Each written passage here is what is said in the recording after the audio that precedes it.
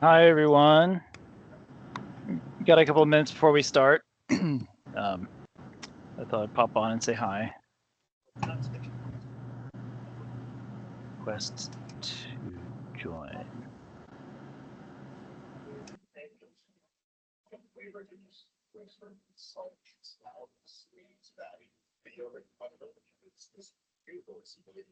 Let's see.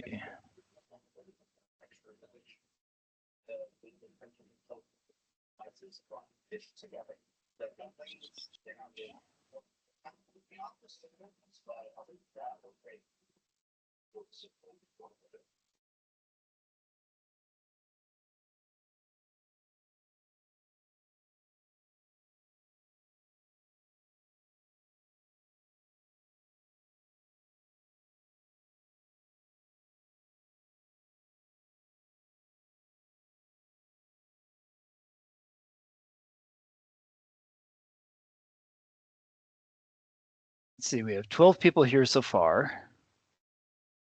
Not sure what this means.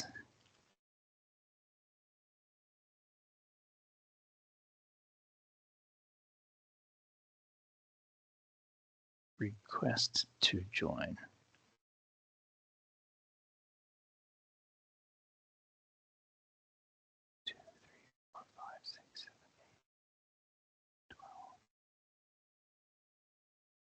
Well, anyway, we got 12 people here so far.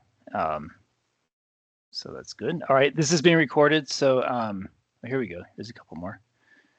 So when we're done, after a little while, I'll post the recording, and if you guys want it. So that's a thing that'll be there for you.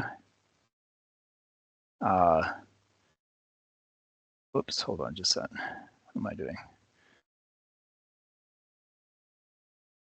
So it always takes a second. So I think most of you, I don't know. There's a couple of you I think have been in some classes with me before, but I guess you had a different 509 and different 512. I guess most of you had Rick for 512, is that right? Okay. And then someone else for 509. Let's see, Philippe I know, and Christopher Oliver I know.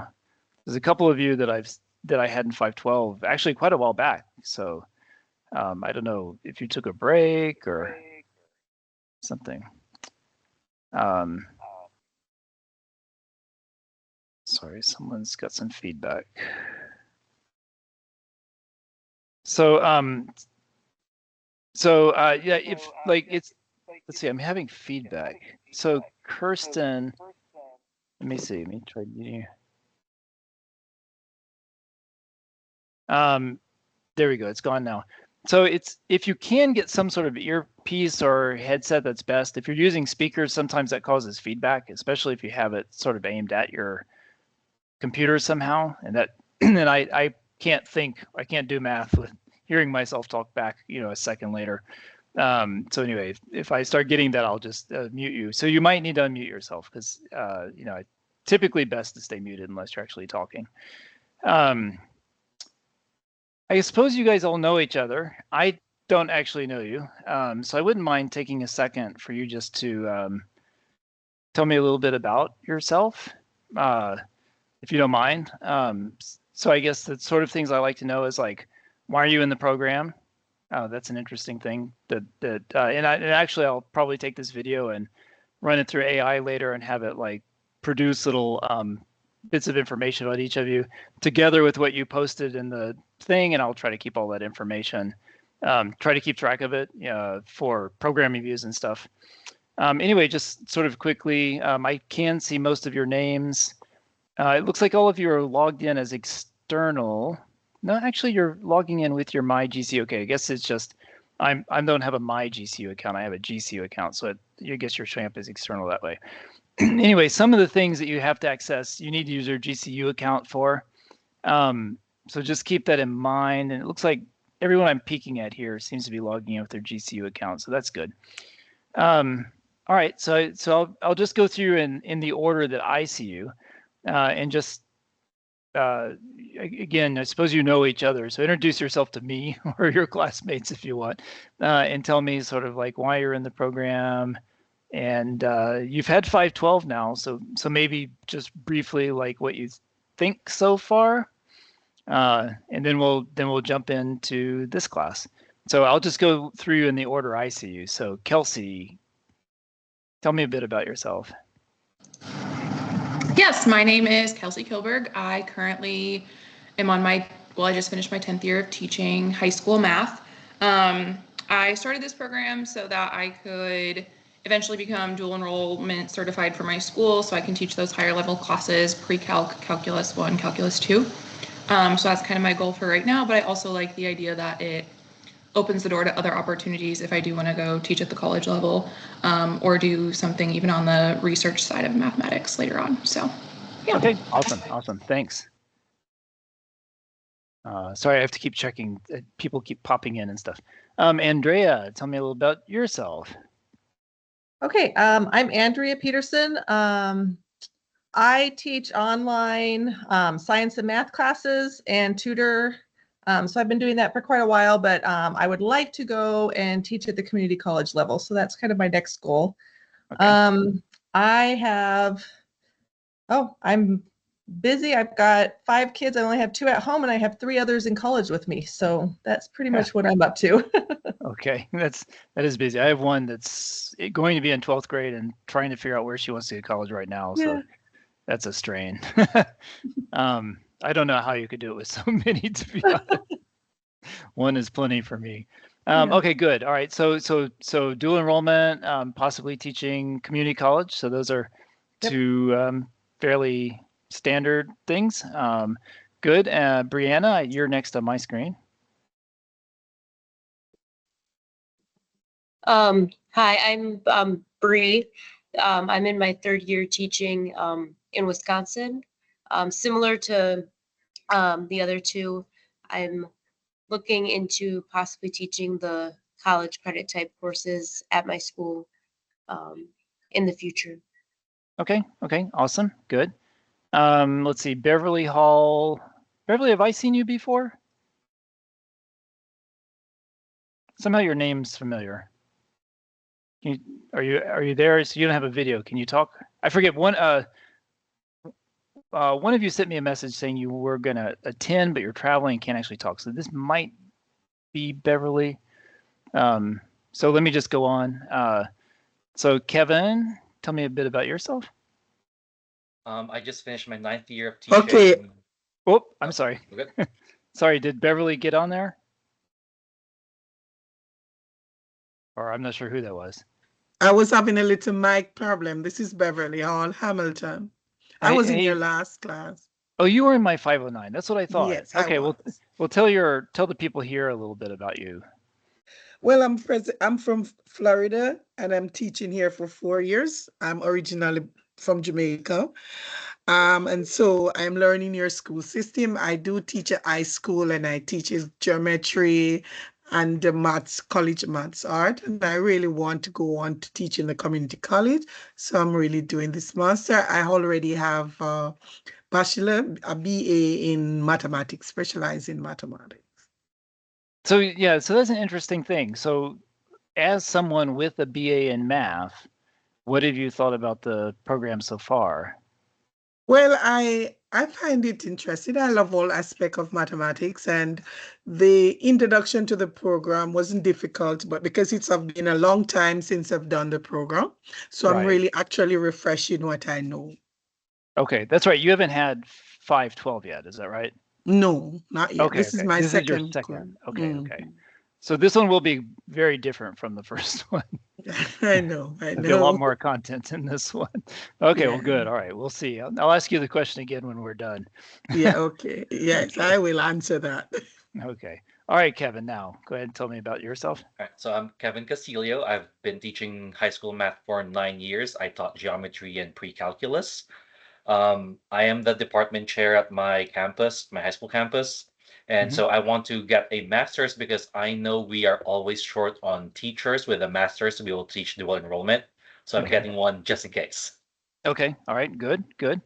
Let's see. Kaylin, right? Oh, Kaylin's the one traveling. Okay. She texted me. Okay. So Kaylin will have to introduce herself next time. All right. Oh gosh. Lynn Ann, I'm going to guess. You said it correctly. Yes. Hello, I'm a math instructional specialist at the community college under Title V because we're a rural college. And my goal is to teach mathematics at the college. I've taught GED for 15 years at least. I'm probably one of the older ones here. I graduated in 1990 with my bachelor's. Okay. So, but I love math and enjoying the classes, and that's where Okay. I'm at.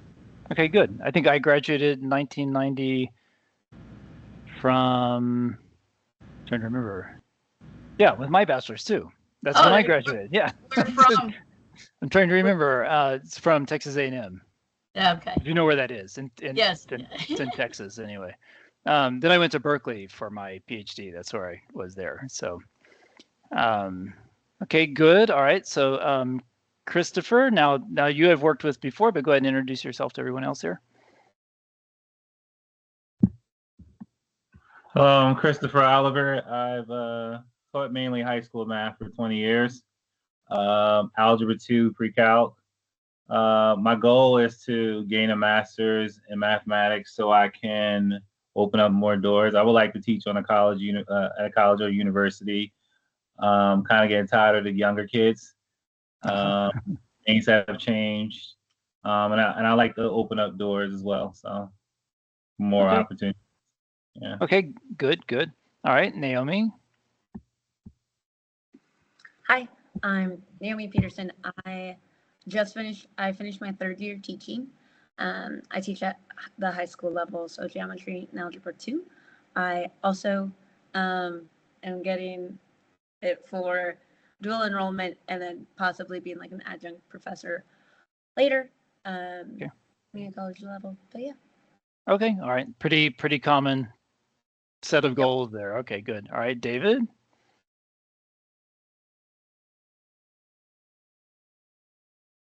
My name's David Hines. I've been teaching middle school math for 15 years now.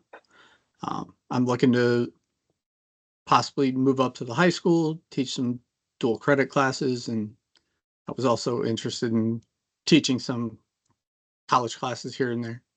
Okay. Okay. Yeah, I think someone moving up from middle school to high school, that's actually kind of new, I think, for one of the students. Okay. Melissa, tell us a little bit about yourself. Hello, I'm Melissa. I just finished my first year of teaching. I'm teaching 7th grade math. I love it, but I do want to teach college level, so that's why I'm getting my master's. Okay. So it's funny, you're right next to David here, and you're both sort of in similar boats, I suppose. And Hannah. Yes, my name is Hannah Rossman. I live in North Carolina, and I've taught high school math at a military boarding school for almost 4 years.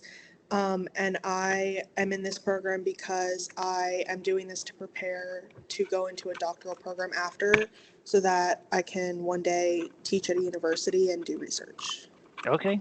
So there's been a couple of students doing this. Yeah. So that's kind of new we didn't have very many people thinking about going into doctoral programs when we were teaching this in person. So this online thing is kind of new, and there's been a few of you like that. So that's an interesting new group of students. Tamisha, tell us a little bit about yourself. So I've been teaching for 8 years, and very similar to others, doing this for dual enrollment purposes and then potentially teaching at a community college. Okay. All right. And Philip? Actually, how do you say your name? No, Felipe. Felipe, okay. Yeah. So you've also been in one of my classes before, but go ahead and tell us a little bit about yourself. Yeah, I take a little break because I have my second child, so I need time to take care. Yeah. Sure. And my wife, of course. Yeah. So I am Felipe Portobel. I am teaching Algebra 1 in the middle school in Waukegan, Illinois. My goal is try to teach it in the high school and maybe possibly in the community college, because I used to teach in my country. I'm from Chile originally. Okay. Okay. So I taught in the high school in Chile, but now I want to move to the Do you, next. do you have a math degree from Chile? Yeah. Oh, Yeah, okay. I All can right. So teach you from also. 5th grade to 12th grade, but I want to refresh some information. Okay. Okay. Gosh, I should have asked that from everybody. Let's see. Let's do that at the end. Remind me to ask everybody who all here actually has a bachelor's in math already. But let me finish going through everyone, because that's an interesting thing to know too. Kirsten, tell us a little bit about yourself. Hello, I'm Kirsten George. I graduated from GCU in December. I did actually start out as a math major, excuse me, for a math degree, but couldn't do the student teaching, so I switched over to education. So my bachelor's is in education. Okay. I just started subbing this past year, and I was kind of overwhelmed because I hadn't started teaching yet. I was a little overwhelmed with what goes on in the school. Some schools were a little out of control. I was in middle school, and there's things I'd like to do. I'm not sure I want to continue teaching. I do want to teach a couple years to make sure I have that experience, but I'd like to move on to do more in the education system because there's a lot of help that's needed. Okay. So, All right. and I am looking to also continue on to a grad program. Okay, good. In education or math or? A grad program in math. So I've been looking at Texas A&M. Oh, that's funny. It's good. I mean, it's even better now than when I was there. It's a pretty strong school nowadays. It's always been a good engineering school, but they've got good math, science, computer science. It's a huge university, so yeah, it's a good one. Good. I think it's kind of funny. So there's one person. I've got two screens showing, and Seamus, you're like the only person on the second screen. I'm on two. It was weird because my camera wasn't working. I tried to delete it out. I had no idea. I go by Shay. Seamus gets pronounced better now than it used to when I was little. But I have two kids, 8 and 5. My 8-year-old has Down syndrome, so we're involved with doing a lot of stuff with that a lot of times. I've taught high school for 10 years, everything but Algebra 1, ironically. This next year, I'll be having pre-calc and an informal geometry. So for doing the program, the goal is to do dual credit with that and maybe add some more courses. And I have just interviewed at the community college too in our town. Okay. And just seeing what that is, because that's a walk from my house. Either path is a good path kind of thing. Okay. Okay, cool. All right, good. Now let me do what I was said a minute ago. I wish I could get all of you on the same screen. Let me just look for a second. Can I? Guess let me see, large gallery. Does this get everyone here? Maybe this gets me everyone. 1, 2, 3, 4. I think maybe this gets me everyone.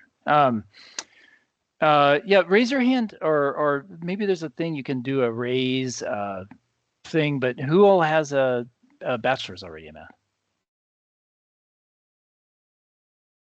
So 1, 2, 3, 4, 5, 6. Looks like about half of you already have a bachelor's in math. So that's interesting. That's good. Okay, because I sort of wonder. Yeah, where did you go? Where did I go, Ron? I'm trying to see in my screen. I don't see you now. I wish I could get everyone on the same screen. It seems like it just wants to hold a certain number of people. Okay. You must be on my. Oh, there you go. Now I see you. Maybe because you're talking, you pop up there. Anyway, yeah, it's interesting because I think a lot of people take this program because it has pretty low, requirements to get in, right? So that would be one reason. But if you have a bachelor's in math, then you certainly exceed by quite a bit the requirements to get into the program. So that's an interesting fact to see, actually. Good. All right. So we can get started. Does anyone have questions for me? before I start the little like mini lecture, but usually it ends up lasting the full time. So we'll see what it ends up doing. But before I start, any questions about structure or anything like that? Everything pretty clear, I guess. I mean, I got into the class late because I was traveling in Germany, and in fact, I'm still like yesterday was my first day back, so and so I have my schedule still kind of messed up. So you'll have to forgive me if I fall asleep in the middle of the class or something. I got in the class late too because they said there was an itches and I was taken off the system, so I was in the class late today. Oh, okay. Let's see. So let me share my screen. By the way, I can't really follow the chat while I'm doing stuff. So if someone sees something directed to me in the chat, just let me know.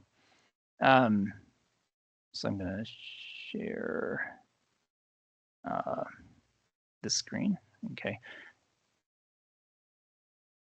Now, those of you who have had this class before know that sometimes I have the worst problem once I start sharing stuff with the whiteboard not working and all sorts of other weird stuff going on. And my computer is already acting a little bit weird, so I hope it doesn't do this too much. Some of the stuff I got to kind of late was this. So I have some mini lectures. I have one of these for every topic. It sort of says what I plan to talk about for the day. For many of them, I already have videos made. For the first few, I don't have videos made. I did make some videos today for the first part of this topic 1. So the preliminaries, sorry, there's section 0 in your text. Actually has a lot of stuff in it. So I made a video for the sets and induction part. And I made a video for the first part of the number theory. I'm calling it number theory, but it's kind of soft number theory. I mean, it's really just Euclidean division algorithm, Bezo's theorem, some stuff about GCDs and things like that. And I'm going to make a video for this for the rest of that here for the modular arithmetic and Chinese remainder theorem. These are all things that we need to use throughout the class. I mean, they're important for studying groups and rings. I mean, all of this material from chapter 0 is actually used sort of outside of number theory for groups and rings themselves. And then also the techniques used are also used. They're generalized for groups and rings, right? So there's a lot of stuff here that's actually useful for later on in the class. Now there's too much for me to talk about everything. So since I have these 2 videos, I'm going to kind of not talk about these 2 videos and let you watch them. Okay. I am going to make a video here for this one, but for when I get to the groups, I do want to talk about some of this stuff. So let me do sort of a quick pass through. Let's see. Actually, I'll say a little bit about Bezo's theorem, and then a quick pass through these other topics here. Not a complete pass because I'll make a video for that. Sorry, and my voice always goes out, so I do apologize. I have to kind of cough or something all the time. I know it's annoying. It's annoying for me too. Anyway, just real quick. I mean, maybe let me say, I'll just say what the Euclidean algorithm is. And I don't actually know why it's called an algorithm. I mean, Euclidean theorem or something like this. Basically, it says this. If we have integers n and m, right? So n is given in z. So here's a little bit of notation too. M is going to be in z plus. So this is going to be the set of things in z which are greater than 0. Okay. Then we have that there exist unique Q and R such that n equals Q times M. So we're basically sort of dividing by M plus R, right? So another way of writing this thing right here would be to write n over M is equal to Q plus R over M, right? That would be kind of equivalent, right? But then here we're sort of in the world of rationals, right? Here we're just in the world of integers. Okay, so that's a thing to kind of keep in mind. So in the video, I did this proof. It's a nice proof. It uses induction on, what does it use induction on? It uses induction on N to show existence, so the existence of Q and R. And then there's a completely separate proof for uniqueness, right? So the proof is a good one to look at because there's an existence proof that uses induction. And there's a uniqueness proof that's completely different. So it's a good you know, it's a good thing to look at just for the proof techniques, among other things. It's also important to know. And then, so that's that. Now what you, so once we have this, once we have these unique things, we can define functions. So one of them is kind of clear. So the Q part, right, is really just, right, that Q right there is really just N over M, you know, the greatest integer less than or equal to N over M, right? So this is, what do I say, the max of, let's say K, such that K is less than or equal to N over M. Now this definition kind of drops back into using fractions, right? So it's kind of, it's not the best definition in a way, but that's what it is. I mean, we don't really need the quotient part that much. We're really more interested in the R part, right? So the R part here, the remainder. Oh, oops, and I forgot to say something really, really important up here. There's a unique Q and M. I need to add something here. This R needs to be less than or equal, or greater than or equal to 0, but less than M. That's really, really important. Otherwise, it's not unique at all, right? So that's really important. Once I put this restriction onto having this Q and R, then that makes both Q and R unique. Okay, so that's important. And this R, which is the remainder, is going to be called N mod M, right? So that's the remainder function, right? And I guess the book restricts this to M greater than or equal to 2. So I haven't really thought about whether that's relevant. Right now I'm letting M be 1, but if it's important, we'll say M greater than or equal to 2. Okay, so that's the mod function, and the reason it's a function is because of this Euclidean algorithm, right? It says there's a unique R such as this, so that's the function. Okay, any questions about that part? Okay, so I mean, I think looking at your DQs and stuff, it looks like you're pretty much up on everything. Now, one thing you can do once we have this mod function is this. So I'm just gonna say these things again. In the video, I do a lot more. The GCD of A and B, and just to make things simple, let's say A and B are N Z plus. Okay, so I'm sort of removing 0 and I'm removing negative numbers, although that's not really relevant. It just makes it easier to understand. This is actually the same as the GCD of A mod B and B, right? So what this allows us to do, and again, I would say, if you're watching the video, you know, things like this, maybe try to prove it on your own, because it's actually not hard to prove. This is it's a divisibility. Like if I'm trying to show these have the same GCDs, it would suffice to show that they have the same set of divisors, right? So in other words, I really just need to show that if D divides the left-hand side, then D divides the right-hand side and vice versa, right? So they have all the same divisors, and therefore the max of the divisors is the same, right? So that's the way the proof goes, and that's something you can do on your own without having to actually listen to what I say. You know, when you're listening to the proofs, try to work through them. You know, maybe pause it and see, can I prove this on myself, right? See if you can do that. Anyway, what this allows us to do is this, right? So if I take, let's say that I have B, the way I'm writing it here, let's say I have A greater than or equal to B when I start this process. Okay, and I'm going to call this A R naught. I'm going to call this B R1. And so I have this. And then I have here A mod B. So this is strictly less than B, right? Because when I do A mod B, I get a remainder which is less than B, right? So this is bigger than R2. And I keep going down like this. Now these are all greater than or equal to 0, right? And as long as this thing is not 0, I keep decreasing. So what has to happen is this will go on for a while.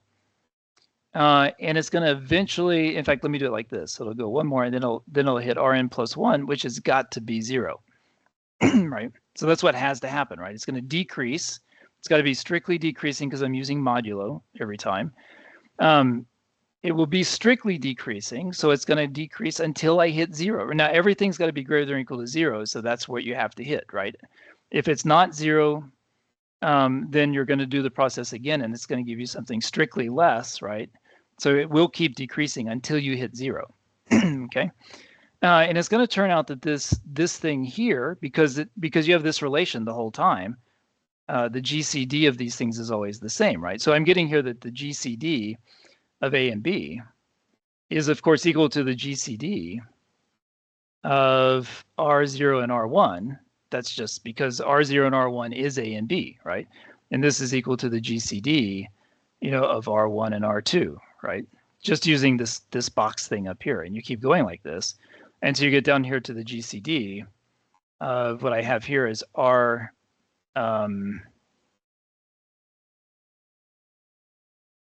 I guess I really want to say, how do I want to say this? GCD. Well, yeah, I guess I can say Rn and 0. I guess it's kind of a weird thing to say, but like everything divides 0. It's sort of a weird thing, right? Because every number divides 0. But the only thing that divides both of these numbers will be Rn, right? But this will be Rn then. Right. So when you reach 0 in the algorithm, right? And then the thing that's the GCD is the thing just before you reached 0. Right. So that's how you can find the GCD. So that's nice. And I have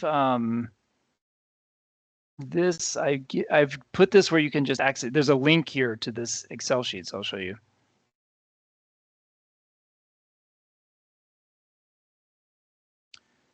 And all this does is it creates some large numbers, right? So it's 10 to the 3 times a random number between 0 and 1, and then rounded, right? And it does that 3 times. So this is giving you numbers, somewhere less than or equal to 10 to the 9, so it can be a pretty big number. Same thing here, and then I'm just computing GCDs using this algorithm, right? So these are those two numbers in order, right? And then this is just the remainder, or sorry, the modulus, right, of this number by this number. This is the modulus, right, of this number by that number, and you just keep going like that, right? You just keep having the modulus until you reach 0 down here, right? And then you back up one step, and in this case, we have that 1, right? So in this case, the GCD of those two numbers is 1. And what does that mean? It means they're actually relatively prime, right? Because if the GCD of A and B is 1, the only thing that divides both A and B is 1, right? So there's no primes that divide A and B. So they're relatively prime, right? Now this just is randomly doing this. If I type something here, it'll generate a new thing, right? So here's some new numbers, and now the GCD is 254, right? So this takes 15 steps, but it's just a simple, modulus each time, right? It's a really easy operation. The usual way you teach kids to find GCDs in high school, let me just ask, since a lot of you teach high school, if I give you two numbers and say, and you're teaching in a high school algebra class, and you say, find the GCD of these two numbers, what is it you tell them to do? Then you have to unmute yourself if you're going to say something. List factors. So yeah, the usual thing is list factors. You teach them that things factor, into primes, right? And then you do that, right? So what do you think is easier? What I did just taking GCDs or actually trying to factor these two numbers up here, right? I mean, so that's a lot more work trying to factor these two numbers. And in fact, if I was trickier about this and actually took large products of primes, and it becomes very difficult to factor the two numbers, right? And in fact, that's kind of what security is built on, is not being able to factor large products of primes. But being able to find the GCD of two numbers is really very simple, right? So it's sort of this is an interesting algorithm. More interesting is this, and this is the part I want to sort of focus on, if I can find this again. For every one of these numbers here, as we go, right? So I'm building these sequence of numbers here. So clearly R0, whoops, which was just A in this case, right, is A, right? And so that is going to be 1 times A plus 0 times B, right? So that's kind of simple. And then R1, which was B, right, is going to be 0 times A plus 1 times B, okay? And then if we go on to now R2, right, so now this is A mod B in this construction, right? And you know, you keep going down like this, right? So the claim is for all of these remainders as we go, we can get that Ri, how do I want to do this? Ri is equal to some SIA plus TIB, right? So we actually can get all of these remainders in this sequence as a linear combination by integers, right, of the A and the B, and we'll actually have an algorithm here that just gives us those SI and TI, right? So there's just an algorithm that works really fast that does that, and you know, again, that's what's going on in this sheet.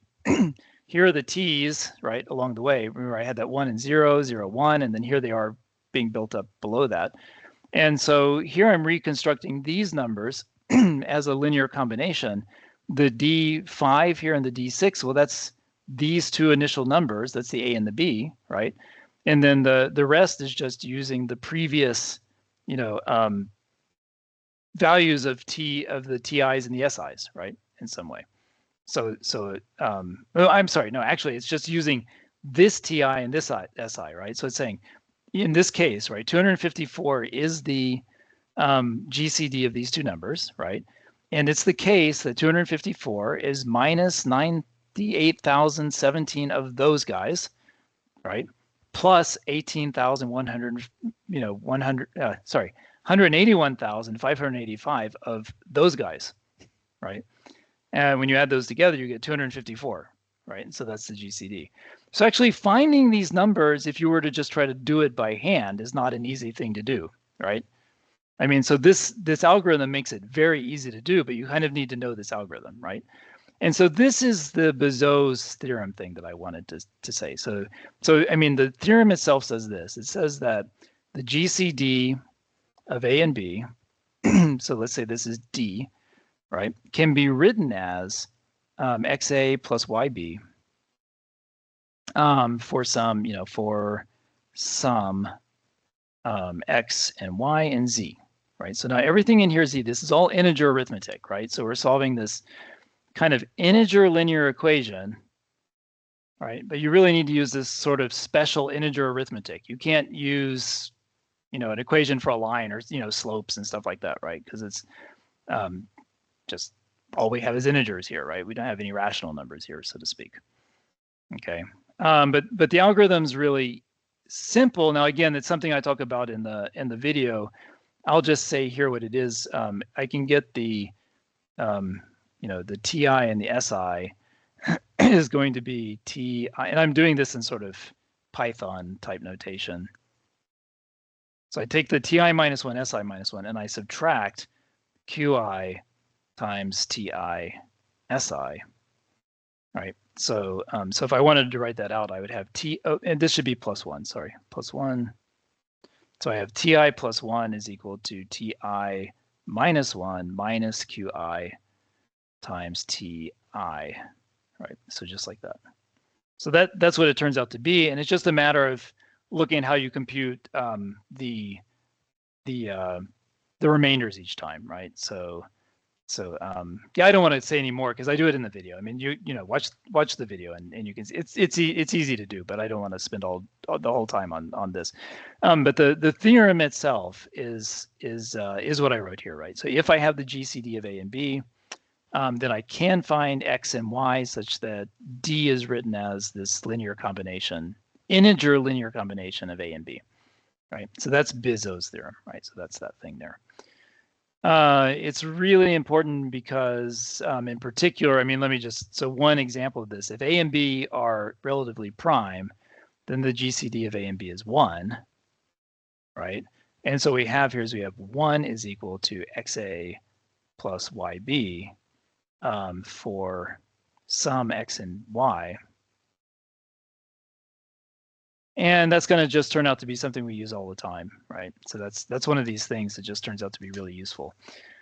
So it's useful in proving the Chinese remainder theorem. It's useful in sort of analyzing what this group UN is. It's useful for understanding the phi function. It's just useful for all sorts of things, right? So it's a basic tool.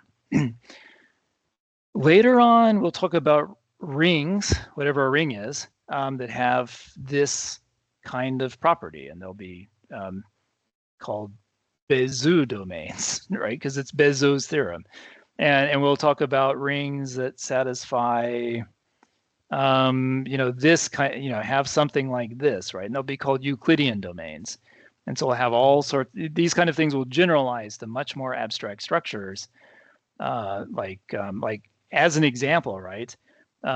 You teach things like this, you teach things like what polynomials are, right? So Px and Q of x or Qx are polynomials, say, over something, let's say Q of x, right? So they're polynomials with coefficients in the rationals, right? So like that.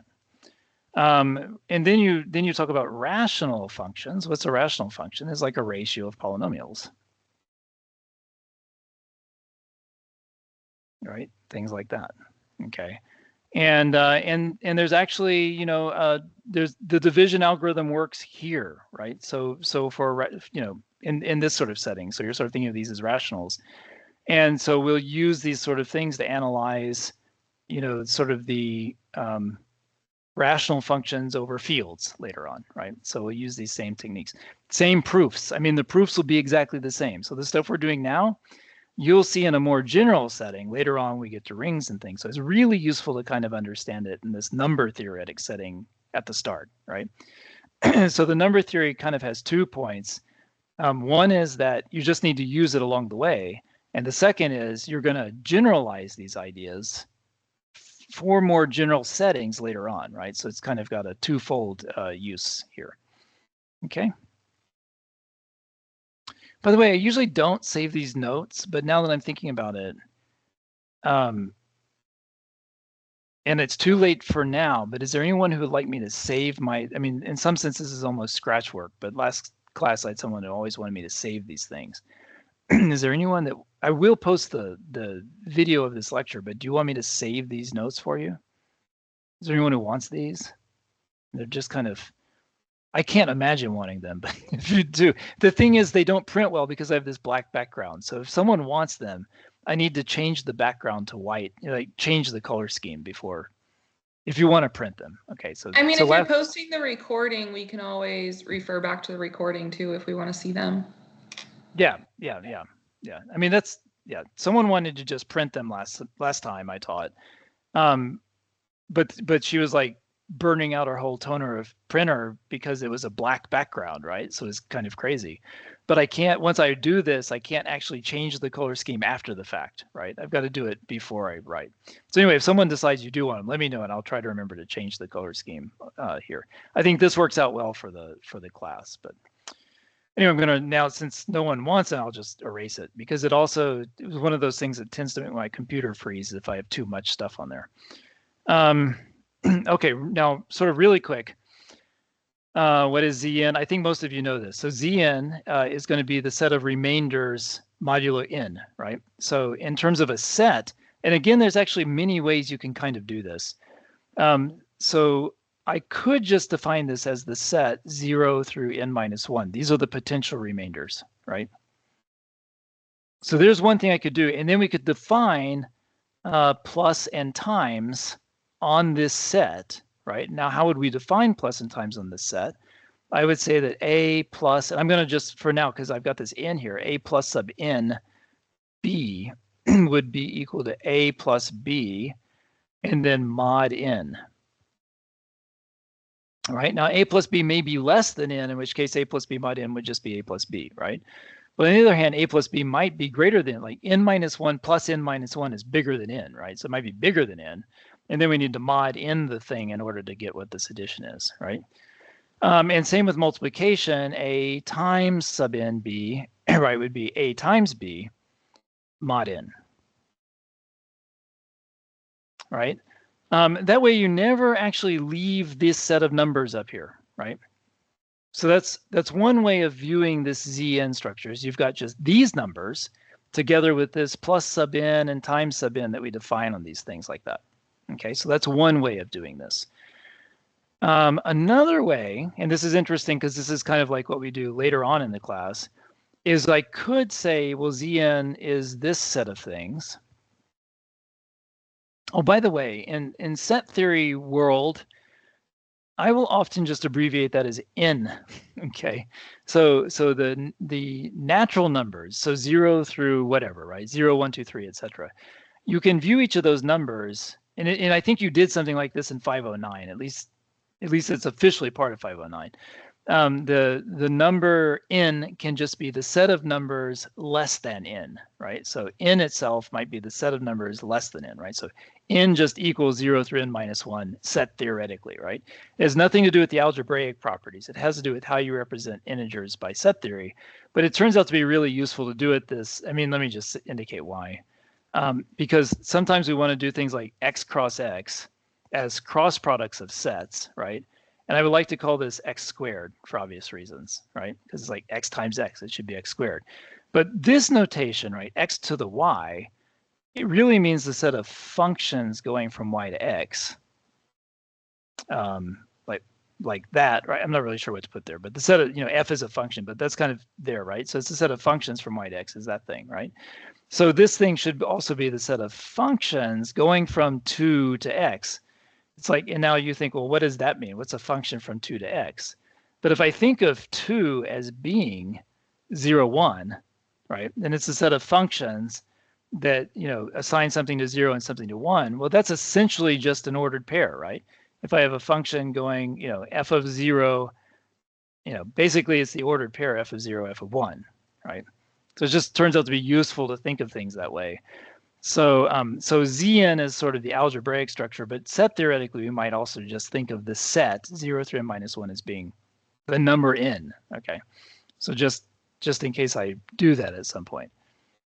So it's not terribly important. If I do it again and you don't know what I'm doing, just ask, right? So I mean, here's an example, right? I might say summation I equals 0 to k minus 1, something, right? A of I, right? Something like that. I could instead write summation I in k, element of k, right? AI, right? So that just turns out to be a useful way of doing things sometimes. If you're using a programming language like Python that starts at 0, it's really useful to think that way too. MATLAB, which is what you use most of the time in this class, doesn't work that way, unfortunately. Anyway, going back to this, there is another way of thinking about this. We could think of, instead of having 0 through minus 1, I could think of Zn as being these sort of other things, 0 bar through n minus 1 bar. So let me say what these things are. So really we have an equivalence relation like this. It's going to be like k is equivalent to, let's say, s. And I could write that, or I could write k is equivalent to s mod n. And some of you have already called me out on this. I tend to also write k equals s mod n, which can be bad, right? Because, because this over here looks like a function s mod n, which is the remainder, right? But what I'm really looking at here is this relation, right? A relation between integers, right? So these two things are equivalent mod n. These two things are equivalent mod n, and I tend to write this for these two things are equivalent mod n. And so in my notes, I often write this where I probably should be writing something like that, right, to make it clear. And I think that confused some of you on one of the DQ problems. So if you look at the DQ comments I made, I wasn't realizing what was going on in the first DQ post that I made back to one of you. But then later on, one of you actually mentioned this problem, right? And I realized that a lot of you were taking, so the problem said you have A equal A prime mod n, right? And what I'm really meaning that to be is that A is equivalent mod n to A prime. not that A prime is the remainder, right? So in other words, these two things are equivalent mod n. So that's a good thing to sort of think about just a little bit, okay? And one of you did this problem. So what does this actually mean? So let me use this notation. So K is equivalent to NS. It means, by definition, it means that K mod S, now mod N, now here I literally mean the remainder, right, is equal to S mod N. So they have the same remainder, right? So we're saying they have the same remainder, right? And this you can also write as N divides K minus S, right? So these are equivalent. So you could, so for this relation, right, you could say that they have the same remainder. That's the way this one is. Or you could say that N divides K minus S, either one of those things. Okay, and depending on what you're doing, one of these might be easier to work with than the other. I tend to find this one the easiest one to work with for most things, right? So then you have these classes. So, oh yeah, sorry, what I was going to say is that this is an equivalence relation. So this is a relation, so it's a subset of Z cross Z. So it's a relation on the integers, right? And it's an equivalence relation.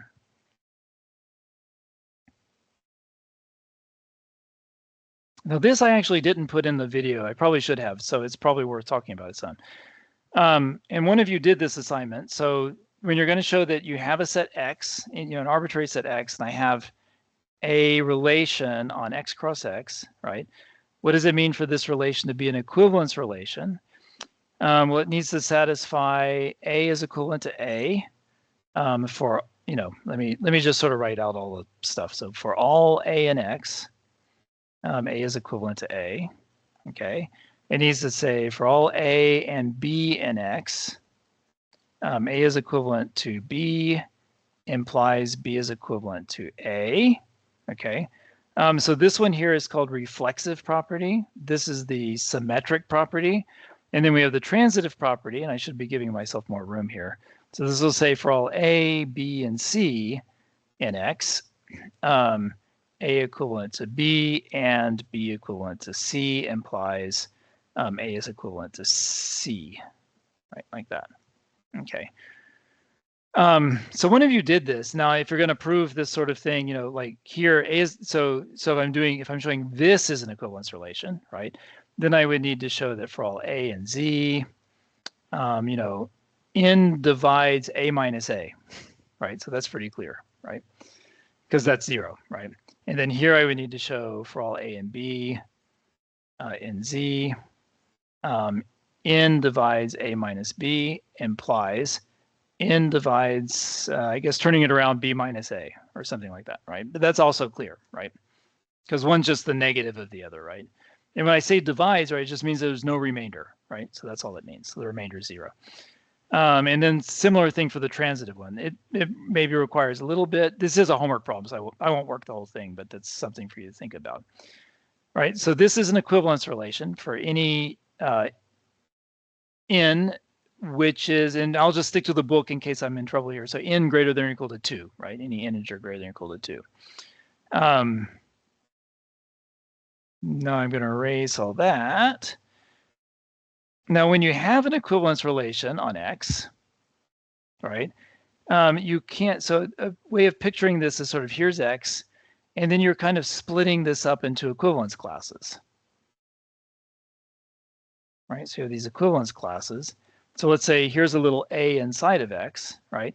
And here are all the things equivalent to A, right? So we can sort of take all the things equivalent to A and sort of make that into a new object, namely this equivalence class, right? And so the notation might be A mod twiddle, right? Or it may be A twiddle like that.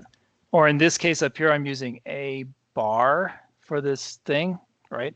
And so these are just, various notations. These are all the set of all B such that B is equivalent to A. Okay, and the point is here that this gives you a partition, right? So these are mutually disjoint sets. they union up to the entire set X. That's what the three, you know, reflexivity, symmetry, and transitivity give you, right? Is that you get a partition of the set like this, okay? And conversely, if I have a partition of a set, so I have a way of taking X and breaking it into pieces, which are mutually disjoint and cover the entire set, right? And then I can define an equivalence relation. So, you know, suppose I have a partition like this, right? I can define an equivalence relation by saying if I take 2 points in a particular box, right, then those two things are equivalent to each other, right? And so that gives me an equivalence relation. So having a partition, which is really an easy thing to understand, is equivalent to having an equivalence relation. Kind of two different pictures of the same thing, right? So here I've got a single set that I'm partitioning up. In the other case, I have, you know, a relation between the set and itself with some properties, right? But those two things are essentially the same idea. Okay, so that's kind of important. So when I'm doing my modular arithmetic, I could have 0 bar is equal to all the things which are modulo, which are 0 modulo n, right? So what are those things? Well, that's just 0, n, 2n, etc., right? Minus n, minus 2n, etc., right? Going on forever, right? So 0 bar is all the integers which are 0 modulo n, right? So it could be that set, that equivalence class, right? Then 1 bar are all the things which are 1, right? Modulo n, right? So that would be 1, you know, n plus 1, right? 2n plus 1, right? Etc., right? And then down here would be minus n plus 1, right? It's going back that way, right? So all those things, right? So you're just adding 1 to everything in 0 bar, right? Okay, 2 bar, same thing. You add 2 to everything in 0 bar, right? And you would do this all the way until you get up to n minus 1 bar, right? And now if I add one more thing to n minus 1 bar, then in fact, you actually get back to this set 0 bar, right? So I'm saying take n minus 1 bar. So that's going to be n minus, so what's going to be here is n minus 1, right? And then n plus n minus 1, which will be 2n minus 1, and then 3n minus 1, you know, yeah, is that what I want to do? Yeah, 3n minus 1, etc., right? So 3n minus 1, okay, etc., right? And then going back the other way, right? So it'll be minus n plus n minus 1, which would be minus 1, right? So you work your back way, you know, I'll let you think about the actual arithmetic. I suck at arithmetic, so sorry. That's the way it is. But if I add 1 to all these things, right? So I add 1 to minus 1, I get 0, right? I add 1 to n minus 1, I get back to n, right? So I go through and I add 1 to all these things in here, and I get back to my 0 bar over there, okay? So the algebra just works out in terms of sets, right? So I do say this in the video about set theory. When I look at two sets and I do like A plus B, right? I really mean the set of all A plus B where A is in A and B is in B, right? So the set of all sums of things where one thing is in A and one thing's in B, right? So similarly, if I look at A plus B, where now this is just an element, I mean the set of all A plus B, where A is just A, right? So actually B is in B, right? So I'm taking an object and adding it to a set, but I really mean look at the set of all things which are sums of those things, right? So that's exactly what I'm doing here, right? So 0 bar is all the things starting with 0 and adding in. So 0 in, 2 in, etc. Minus n, minus 2 in, etc. 1 bar is really just 1 plus 0 bar. So I'm just adding 1 to everything in 0 bar, right? 2 bar is really just 2 plus 0 bar, right? So that's really what that is. And you get down here to n minus 1 bar is really just n minus 1 plus, let's see, someone needs to be let back in. I lost my mouse here.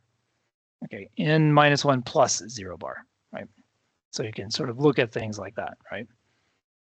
So the math works out like that. And then the algebra works out. So when you're doing like, you know, m bar plus k bar, right? You're literally just adding everything in the m bar set to everything in the k bar set, right? On the other hand, that's exactly the same as m plus 0 bar plus k plus 0 bar, right? And that just turns out to be exactly m plus k plus all the 0 bar stuff, right? Because when I do a 0 bar plus 0 bar, I just get 0 bar back, right? So I take everything, you know, all these numbers and I add them to themselves, all I get are exactly the numbers in that setback, right? So we're going to be doing lots of this kind of stuff because this is basically what we do when we mod out by a subgroup later on in the class, right? So this is going to be the sort of thing we're doing. But here there's kind of two ways of viewing what you're doing when you're doing modular arithmetic that are kind of clear in this number theoretic situation. One, sorry, I'm scrolling so much, but one is just to look at the number 0 through n-1 and define this kind of funny addition, right? The other is to look at this sort of equivalence classes and define addition just to be like this, right? So you're literally defining addition, m bar plus k bar, as equaling m plus k plus this sort of 0 bar set out there, right? And that works no matter what m and k you choose from z, right? Doesn't really matter what you're doing here. These things are just one of these in equivalence classes, right? So you might want to think about this some, because this is a construction we're going to use a lot, and it's kind of clear in this simple case, right? After you think about it for a while, that this is what you're doing, right? And we basically have two different representations of this same thing we call Zn, right? So these are not the same. I mean, the objects here are these equivalence classes. The objects from the previous representation are literally just the numbers 0 through n-1. So they're not literally the same, but they're what we'll call isomorphic to each other. There's a mapping which is one-to-one and onto and preserves all the algebraic structure. That sort of, they're essentially the same, right? Up to that, right? So we'll make all this clear formally later. It's just, again, for the current case, it's useful to see this in the number theory situation, right? So these are all going to be examples of things that they were going to use later. Okay. I don't know. I mean, this one maybe takes a little bit of thought. I mean, maybe think about this some, to see like you have that problem that said this. So the problem was, A equals A prime and B equals in B prime. Show that A plus B equals in A prime plus B prime. So I'm changing this notation so it's more clear what's being asked here. And then A times B is equal mod in A prime B prime, right? And so you have two ways of thinking about it. One is thinking about directly in terms of remainders. The other is thinking about these equivalence classes. So you have kind of two ways you could go about trying to prove this thing, right? Essentially the same math is involved, but just two slightly different ways of thinking about it. Now, the way I would do it is to change this into the corresponding statements about divisibility. I mean, so, sorry, Christopher keeps leaving and coming back in. Somehow you must keep getting dropped, Chris, I guess. I have a question before you go on. Yep. Is that okay? Yep. Yeah. Sure. Okay. So I noticed on like the notation that you're using for this, you're using the I don't know what you call it, the 3 lines, which the equivalent to. Yeah. And in your words, you're also saying equal to. Is equivalent to and equal to, can you transpose those, or is there specific reasons that you use the equivalent to and specific reasons you use the equal to? Well, again, part of it is the slot. Remember, in my notes, I actually write something. I mean, what I wrote in the notes and in the homework was something more like this, right? But that was confusing people a little bit, right? So it could even get more confusing because there I'm actually using an equal sign, but I'm really meaning this to be a relation, right? So here I'm just sort of writing that relation to make it more clear. In the sense that I'm talking about these structures, I am actually meaning equal in the sense of these structures, right? Whichever one of these structures we're working in. So this is one way of representing Zn. This is another way of representing Zn. Well, it's way up here now, right? That's another way of representing Zn, right? So in that case, I'm literally meaning equivalent to here. Here, the problem is that A plus B. So if I'm using the equivalence classes, then this actually works out to just be equality in these equivalence classes, right? But if I'm using the version where I'm just using the numbers 0 through n-1, and I add 2 of them together or multiply 2 of them, well, I may very well end up with a number that's not between 0 and n-1, right? It may be bigger now. right? So then I don't literally mean equality anymore, right? So in that case, I would need to mean that a plus b mod n is equal to a prime plus b prime mod n, right? So I really do mean equivalent, but it's very easy to just say equals. So when I say equals mod n, right, or equivalent mod n are kind of the same thing. Okay, thank you. And if I leave out the mod n, it's because I'm just trying to say so much so fast in our 2 hours that I just leave out the equals mod n. Now what I would do, so it would be fun, right? It would be, I say for all of you, it would be fun to use the a bar equals, and now this is literally equals now a prime bar version, right? And then b bar equals b prime bar, right? So these are these equivalence classes, right? And show that that implies that a bar plus b bar equals a prime bar plus b prime bar, right? And then a bar times b bar is equal to a prime bar times b prime bar, right? As equivalence classes, right? And moreover, that this is equal, just to add a moreover, it's also equal to a plus b bar, right? And that this is equal to a times b bar, right? So that's not what I'm going to do right now, but that would be a good exercise for you to do using this sort of equivalence class version of the thing, all right? What I would do now is this. I would take these relations up here and rewrite this. So what we're given on this side, on the left-hand side, is the same as saying that n divides a minus a prime, right? And n divides b minus b prime. So now I'm using the version where I'm just looking at remainders, and I'm pretending these are the numbers in Zn are just the numbers between 0 and n minus 1, right? And so I want to take those two things and show that that implies, well, on this side, I want n divides a plus b minus, I'll put some parentheses around there, minus a prime plus b prime, right? And n divides ab minus a prime b prime, right? So that's really what you need to prove in order to prove this thing up here if you're using that first definition, right? Because this, again, just to make this clear, this notation in that case literally is equivalent to saying n divides a minus a prime, right? That's just what it means.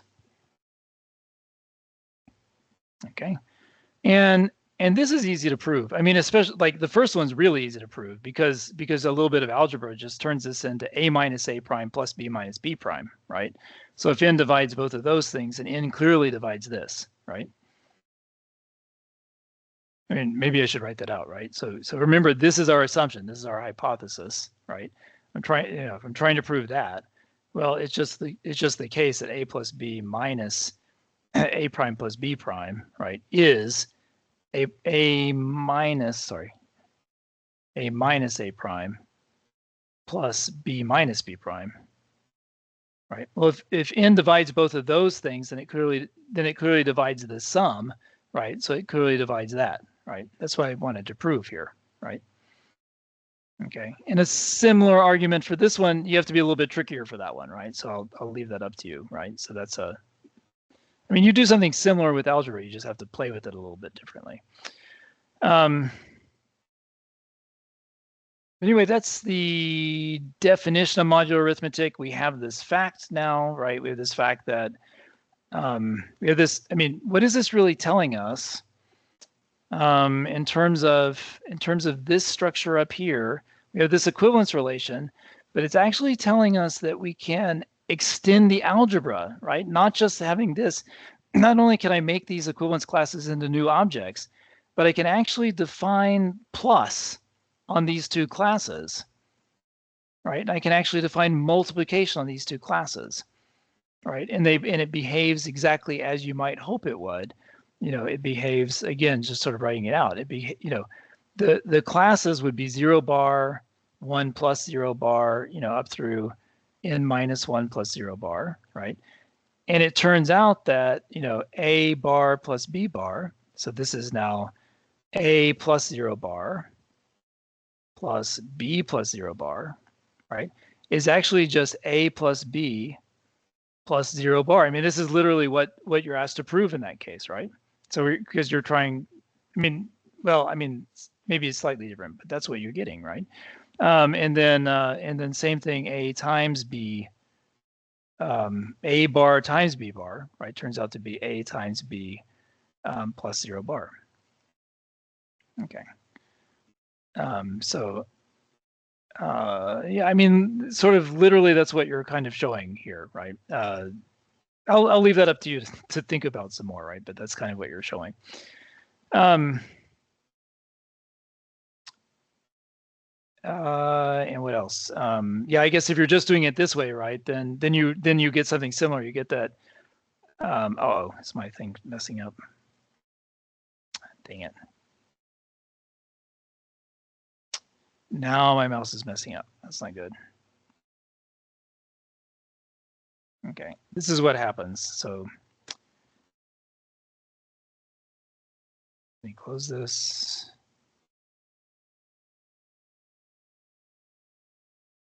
Something about running the video at the same time as trying to do these notes causes some kind of problem on my computer.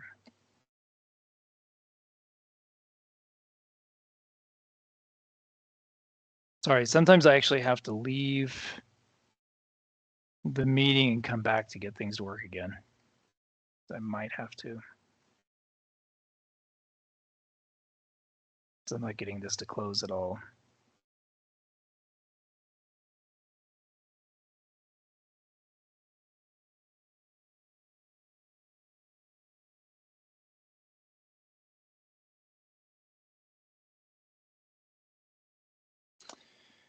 Okay.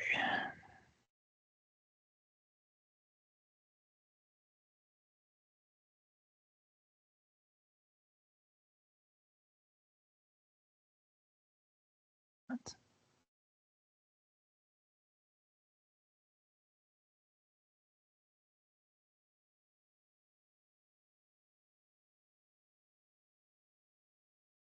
Okay, got rid of that. Okay, what I'm going to do is I'm going to leave the meeting real quick. I'm going to come right back. Sorry. It's just, this happens sometimes.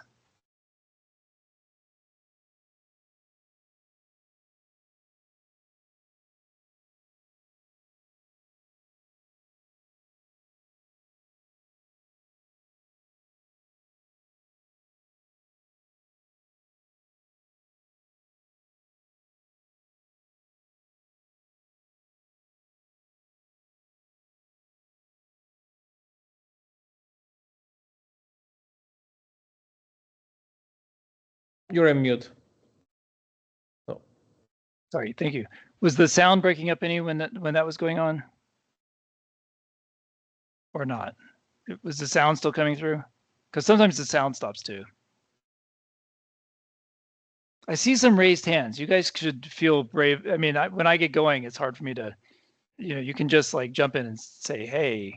So let me just stop for a second. Those of you with raised hands, what is your question?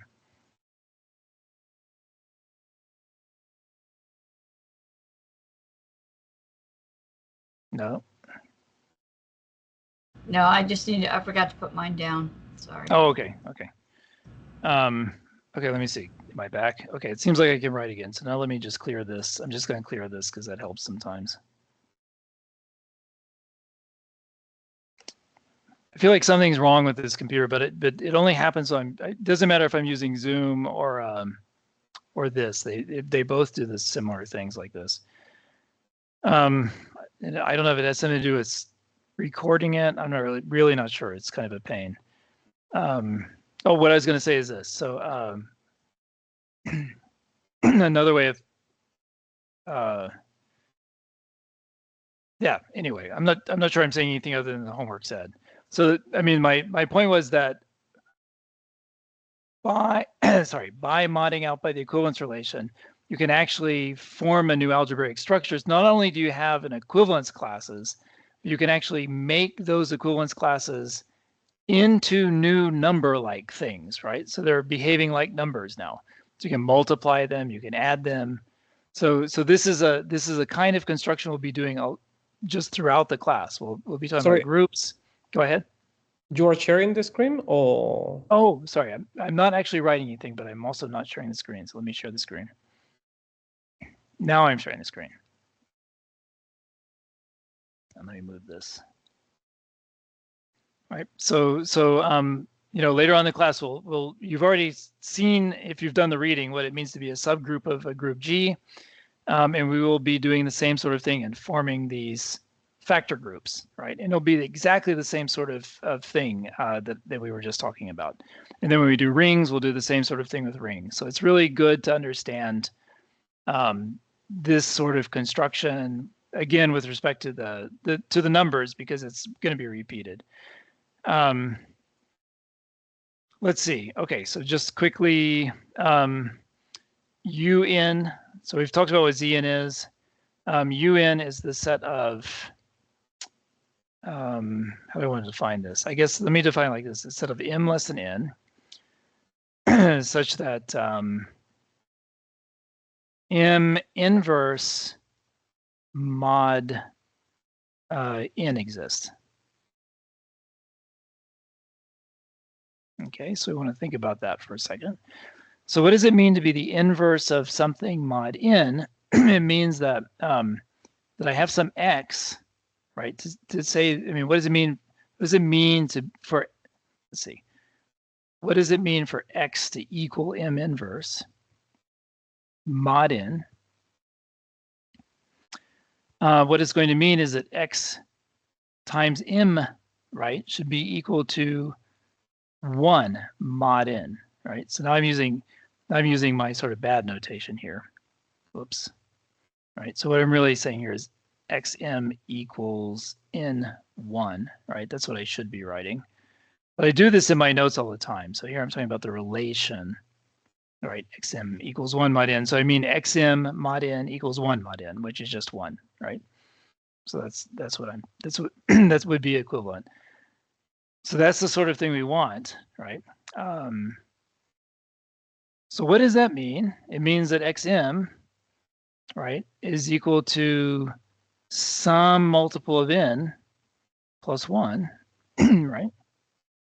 And so this is saying that xm, and this, by the way, was another exercise you had, minus qn equals 1, right, like that. And what happens when we have this? Who can tell me what relation is there between m and n? It's a great common denominator. No, division. No, yeah, there's GD. Oh my gosh. You're on the right. You're definitely on the right path. It's the GCD. It deals with the GCD because the m divides by n. The GCD of m and n has to be 1, right? So it has to be relatively prime, right? Yeah. So, and in fact, also the x and q have to be relatively prime too. I mean, you actually get it for both of the pairs, right? Yeah. So the GCD of m and n has to be 1. So, is it the case? Is it the case that is G? So again, we're working in. Remember, so we're working in Zn, right? Is it the case that if I have an m now, which is in Zn, so it's going to be less than n, right? And GCD of m and n is equal to 1. So it's an element of Zn where the GCD is within is 1, right? Is it the case that m inverse exists?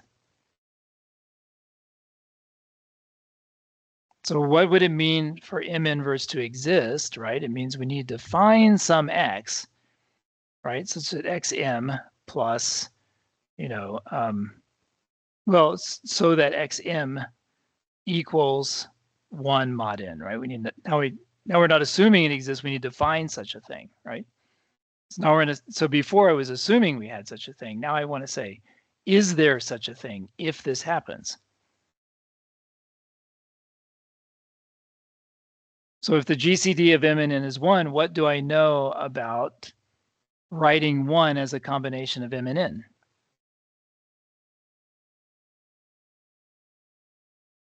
And this was Bezo's theorem, right? I know that 1 equals.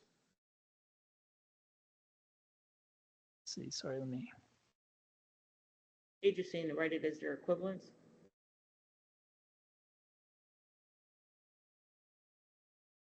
How do I get?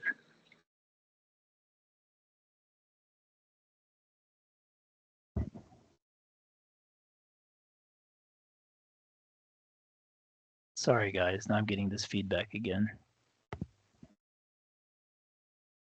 Annoying. Okay. So yeah, so if GCD of M and N is 1, then what we had from Brazeau is that xm plus yn equals 1 for some x and y, right? That's exactly what that theorem said, right? But what does this actually tell me? If I mod out by n on both sides, I get that 1 is equal to xm mod n, right? So I get that this x right here from Brazeau's theorem, right? This is the multiplicative inverse of m mod n, right? Because of that, right? Similarly, I could turn this around. Y is the multiplicative inverse of n mod m, right? You can actually get a pair of things like that, right? Usually you're only interested in one direction, but they actually come in pairs when you get this sort of thing. So what we see is that we take some m and zn,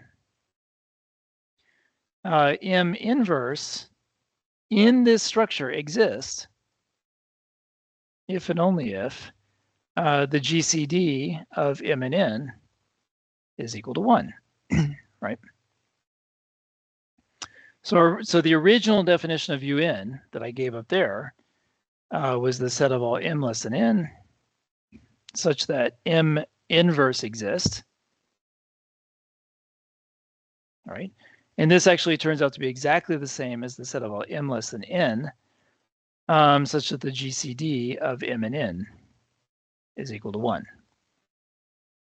In other words, it's the set of all n less, in fact, I'll just write it, the set of all m less than n, such that m and n are relatively prime.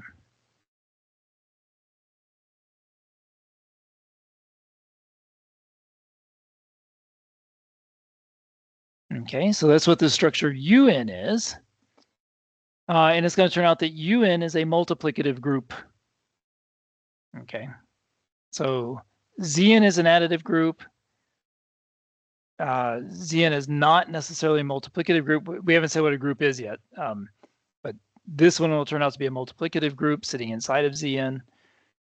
And then this phi-n thing is the size of UN. It's the Euler-Totient function is what it's called. It's sometimes just the Euler-Phi function.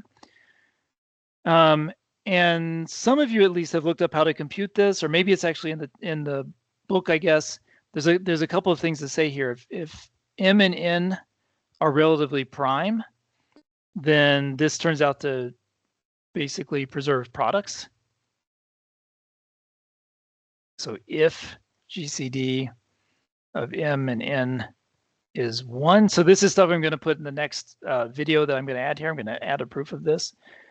And so it's also true that phi to the p to the n, where p is a prime, is equal to p minus 1 times p to the n minus 1. Okay, so these two facts are not too hard to prove. And then, of course, if you're trying to compute phi n, you can say, well, n can be written as a product of primes uniquely, right? Oops. Pk to the mk. That's the fundamental theorem of algebra, right? So this is actually something you prove by induction. This would be another great induction proof to go through. We're not going to have time today, but I'll put it in that video too. But once I know this, then I can use these two facts and get that phi n is equal to phi p1 m1 times times phi pk mk, right? And so this turns into p1 minus 1, p1 to the m1 minus 1 times, for each one of these terms, pk minus 1. I'm never leaving myself enough room to write. I'm going to scoot this over. Pk mk minus 1. Okay. And then some of you are writing this in a slightly different way. You can look up another formula that sort of takes this and writes it in a different way using the fact that use the fact that n is equal to this product together with this, and you can rewrite this in a slightly different way. I forget how it is. This is the one I remember. So there's a couple of ways of writing this particular product, but that's what the phi function is. And so it's just counting the number of things relatively prime to n. Okay, so that's what that is. And that'll get used a bunch. And again, when I make the video for this, I'll prove these two facts, and maybe I'll prove the other formula too. I just didn't think about it ahead of time. And then the last thing here is the Chinese remainder theorem, just really quick. Again, there's a lot of things like where if GCD of M and N is 1, so again, these are relatively prime, right? And then it turns out that this map, oh, I shouldn't call it phi. Let me call it something else. Let me call it phi, different kind of phi, right? Phi going from ZMN to ZM cross ZN, right? So these are the set of numbers between 0 and n minus 1, right? And this is the set of numbers between 0 and m minus 1 and 0 and n minus 1, right? And these are the pairs, right? And the map is just, the map is given by phi of k equals k mod m and k mod n. Okay, and this turns out to be a one-to-one onto map. It actually preserves the algebraic structures even. So this actually turns out to be an isomorphism, a ring isomorphism. We get to rings between these two structures, assuming we have relative primeness here, right? So that's an important fact. Okay, and so this is another thing we'll use quite a bit actually. And again, this is proved using Bezo's theorem. So again, I'll go through this in the video, but this is proved using Bezo's theorem. Good. So there's lots of really important stuff in the introductory chapter, right? So that's kind of the upshot of all that, right? Okay. Any questions about that? This is all sort of chapter 0. By the way, some of these weeks are busier than other weeks, and week 1 turns out to be a busy one because this introductory chapter is just so long, right? Okay. All right. Haven't even talked about groups yet. Okay, so let me jump into groups quickly. So in general, I'm just going to sort of jump into groups by example almost. Let me define what a group is, and then let's look at some obvious examples of groups. And then some slightly less obvious examples of groups. So a group G is going to be a set, which I will also call G. So again, I'm using bad notation here because I'm writing the same thing in 2 places, which is kind of bad. Maybe I should do something else like call this G twiddle and call that G, but usually it's clear what I mean. And then there's going to be an operation. Okay, and I'm just going to write the operation as star for a second. And there's going to be a fixed element in here, which I'll just call E. Okay, now usually this star, most of the time for us, it's going to be function composition, or it's going to be plus, or it's going to be multiplication, right? Or it's going to be plus sub n and multiplication, or multiplication sub n, right? It's going to be one of these things that we sort of are looking at, right? But in general, it could be anything. And there are very, very abstract groups. Really abstract groups, sort of about boundaries of sets and things like that. You can do all sorts of stuff. Yeah, and the rules are this. So the rules are these. So first of all, we're going to have associativity. Oops, associativity. So associative. So this is going to say for all A, B, and C in G, A star B. This is a binary operation, so we only access on 2 things at a time, right?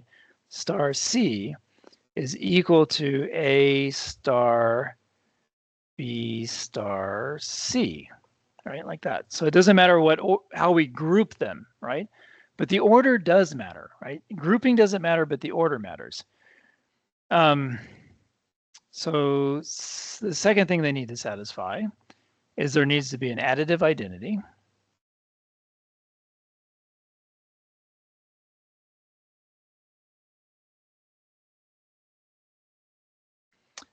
So that says and that's going to be this E, right? So what it's going to say is that for all A in G, A star E equals E star A equals A, right? So you just get A back when you star it, right? So if we have plus, right, then the additive identity is 0, right? If we have 1, then if we have times, right, then the additive identity is 1, right? If it's function composition, then the additive identity is the identity function, right? It's the function that takes x to x, right? So there's lots of different things that these guys can be. These two together give you something called a semigroup, so it's not a group yet.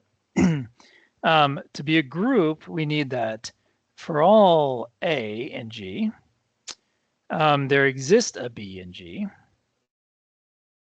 such that A star B equals B star A equals E, right? So this is a, oh, sorry, and this is this, and I said additive identity. I should not have said that.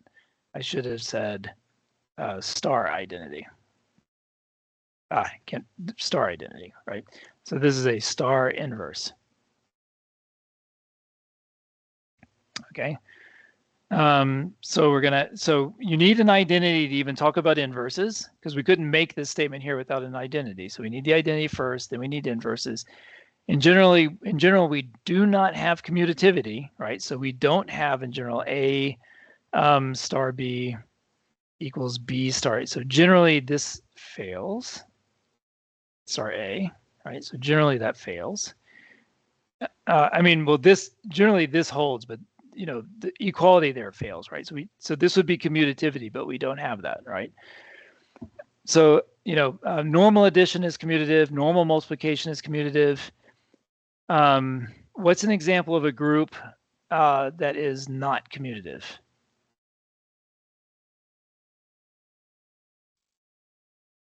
Wouldn't it be like matrices? So yeah, so matrices are an excellent example. So let's think about that a little bit. So let's just stick to square matrices, and then we need to say over what. So let's just say over the reals for a second. Okay. Now, do matrices form a group at all?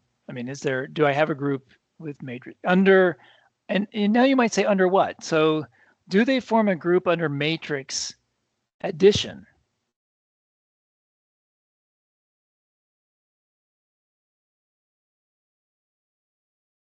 Like if I take 3 matrices, I take matrices A, B, and C, and I add them,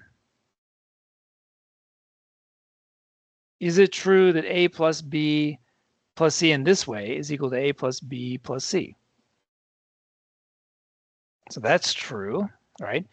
If my operation is addition, is there an identity? What would the identity matrix be if the operation is addition? The 0 matrix? Be the 0 matrix, right? A plus 0, the matrix of all zeros, is 0 plus A, which is equal to A. Okay, so that's good. Is there given an A, is there an additive identity? Additive inverse?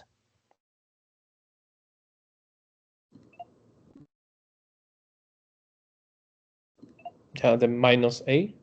Yep, minus A. So it's just minus 1 times A, or just you take all the entries and change them to minus, right? So that's what we call minus A, and that would give me the 0 matrix, right? So it's definitely a group. Is this group, so matrices under addition, matrix addition, is it commutative? Is it true that A plus B equals B plus A?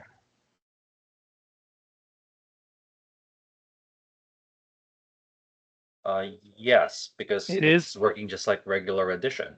It is commutative. So good. Okay, so matrix addition under matrices under matrix addition is a commutative group, right? Now let's think, it's a good thing to play with. Suppose my multiplication, so if you take two matrices, let's think about the way MATLAB works for a second. If you take A star B, what does that do in MATLAB? What kind of multiplication does it do?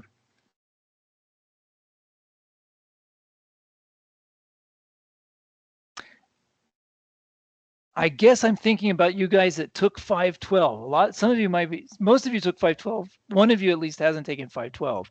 So you haven't done a lot of the MATLAB stuff that you do in 512. But everyone in 512 should know, right? So when I just use the star operation to multiply things, what does that do in MATLAB?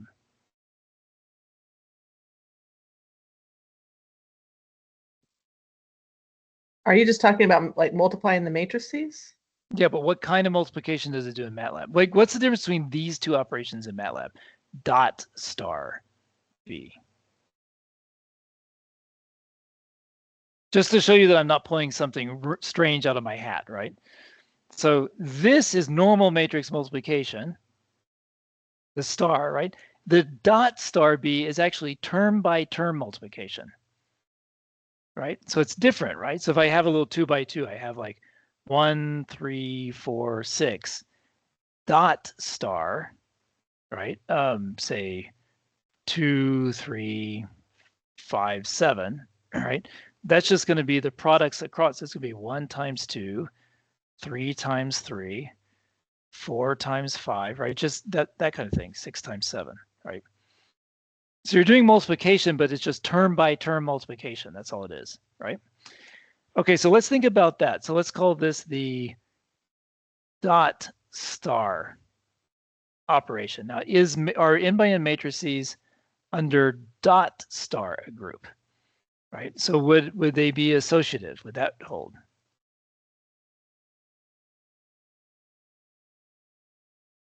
So that'll hold because entry-wise it holds, right? I was gonna say that would hold because all you're doing is you're just turning the numbers around per term. Yeah, so that's easy. Yeah. Is there an identity matrix? What would it be? Well, in this case, it's 1 for all the entries. It would be like the n by n 1 matrix, just ones everywhere, right? Which matrices will have inverses? Well, in this case, wouldn't it be all of them?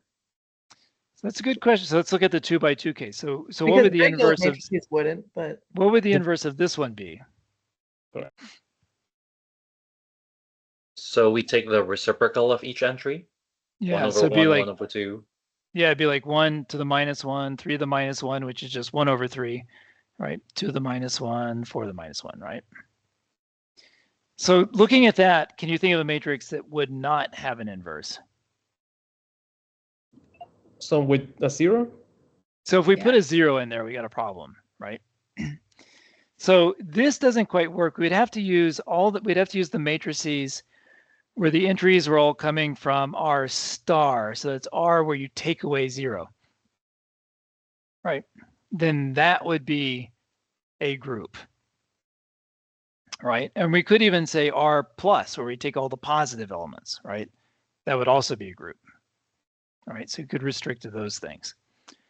Good, okay, so that's a good example. Now let's suppose we change this and change this to just star, right? So now it's a little bit different. So what is so is it true? Now this is normal matrix multiplication. So in the previous case, it was easy. Is this also true for matrix multiplication? Yes. That's true. Is that easy to prove?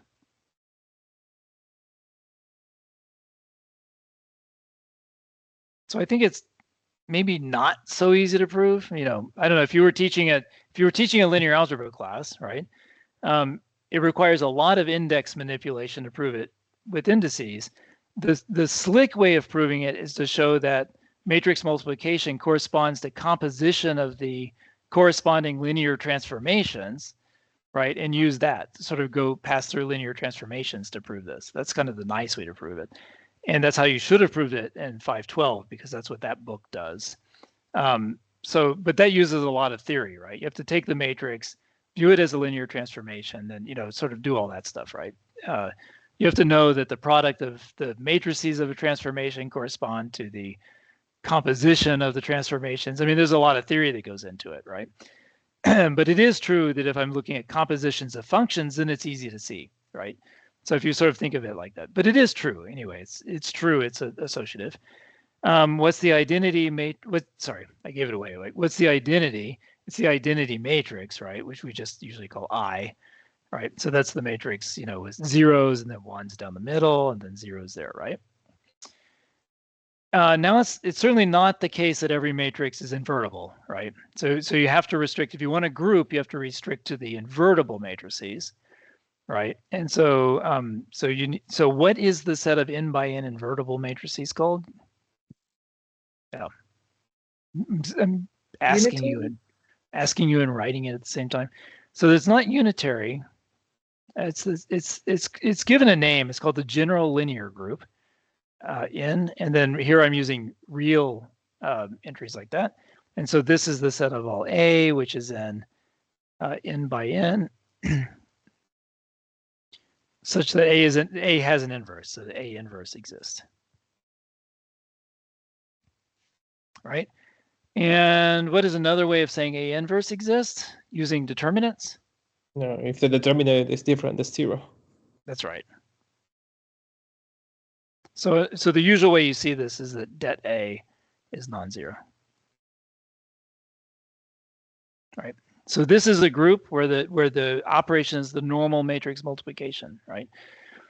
So you see we've come up with 3 different groups of matrices already, right? So that's good. Someone was asking about unitary matrices. So our unitary matrices, so what is a unitary matrix?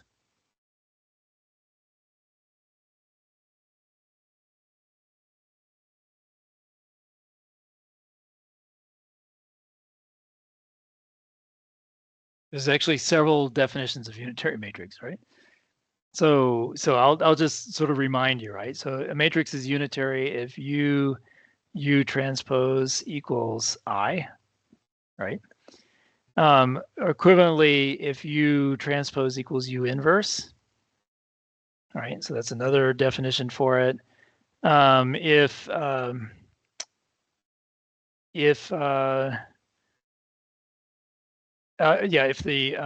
the columns or rows, either one, right? If the columns form an orthonormal basis,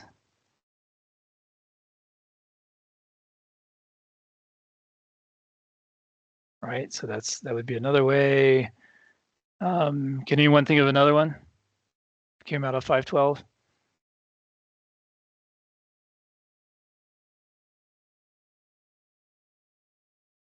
As operations, they preserve distance. All right. So U x, U applied to x, the magnitude of that is equal to the magnitude of x. So distance is preserved. Even stronger, x, the inner product of x and y is actually ux. So they actually preserve inner product. Whoops. These are all actually equivalent to each other. They're all sort of equivalent to being unitary. Do these form a group? That's a question. So is it the case that so associativity is clear, right? It's because we're using product, right? So is this a group under products? Does every unitary matrix have an inverse? Yep, it does, right? Is the identity matrix unitary? It is, yeah. Okay, so yeah, the unitary matrices form a group too, right? So there's lots of interesting groups, of matrices, right? But this still wouldn't be commutative, right? This one would definitely not be commutative, yeah. So this one with the GL groups, the general linear groups, not commutative. This one would not be commutative. Anything involving matrix products typically is not going to be commutative, right? Another really important one is just functions. If I take functions from x to x, sorry, let's try this again. If I take functions so these are functions from x to x, where f is invertible.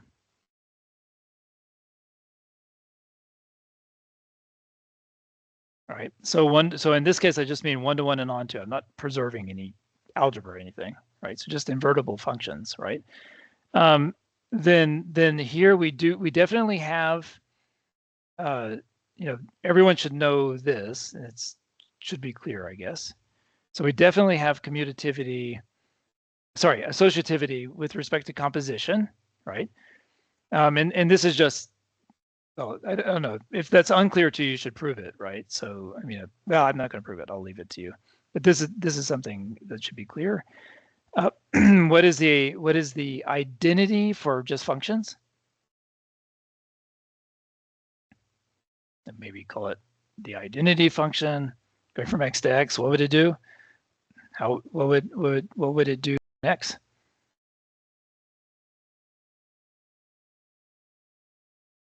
It would just, does what it sort of says it should do. It would just give me x back, right? This is a function that makes x. So if you think about it, f composed this identity function will equal to the identity function composed f, and that'll be f. It'll just give you f, right? Okay, so that's, again, if these aren't clear to you, you should check them. And of course, we're taking only the invertible functions, right? So that will give me the inverse, right? So f inverse composed f will give me the identity function, right? That's sort of the definition of being the inverse of a function, right? So that's sort of a general, that's a general group too, right? So that's a group of functions.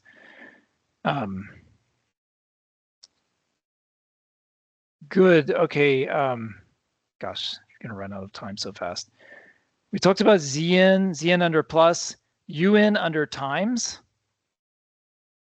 right? So this is a good chance to do this. So let's look at Z6, right? Z6 is a group under addition, right? So, we've already proved, okay, actually, let's see, you have to think about it some, right? So you're gonna prove that A plus sub 6B, right, plus sub 6C, right, has to be equal to A plus sub 6, B plus sub 6C, right, like that, right? That's the sort of thing you need to prove, right? But you actually know that this is just A plus B plus C mod 6, because that's kind of what we proved. That's what we proved above, right? Okay, and then of course we can just use associativity in the integers, right? So this is of course A plus B plus C mod 6, right? And then you just go back and you say, well, that is just that again, right? So we're just sort of using what we proved above twice, right? More or less. So you get associativity. 0 is the identity, right? And this is a good question. What is minus? Let's say in Z6, what is like minus 5? In Z6. It's 1? It's 1, right? So like minus 5 is equal to 1 is equal to minus 5, in Z6, right? So in general in Zn, because this is worth knowing, right? I take some m in Zn. What is minus m? So remember your volumes are off. If you want to say something for me to hear, you gotta. I see mouths moving, but no sound coming out. Yeah, okay, that is me. Then it would just be the n minus n. N minus m. Good, right. So that's going to be the negative numbers there, right? Excellent. Okay, so so that's a group under addition. Is Z6 a group under multiplication? In fact, that's kind of clearly no, because zero's in there. There's no inverse of 0, right? So let's not look at Z6. Let's look at Z6 star. So that means we throw away 0, right? So is this a group, right? So this is just 1, 2, 3, 4, and 5. Is that a group under multiplication?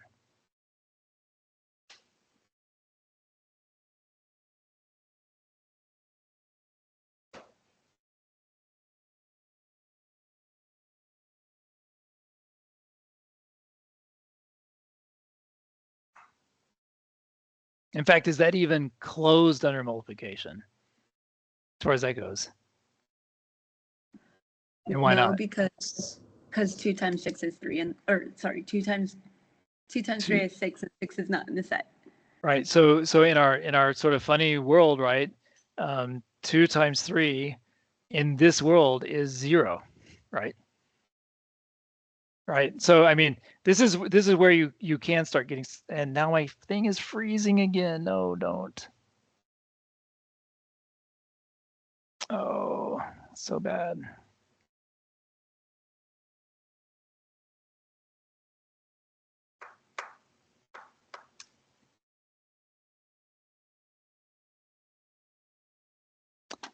I'm gonna have to do this again. Sorry, and it's happened twice today. I'm gonna have to leave and come back again.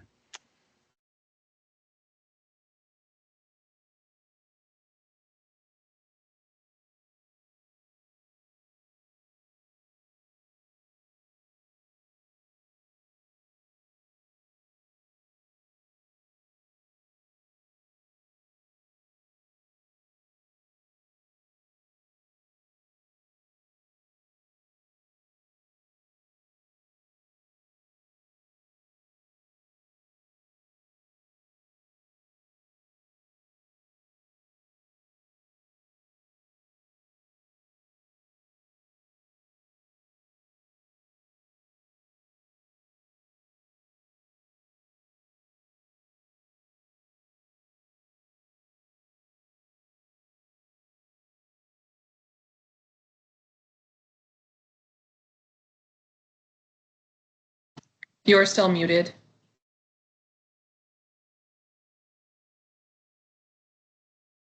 And let me see if I can get this to start. Where is that? I don't know. I'm not sure if it's going to work or not. It's still acting weird.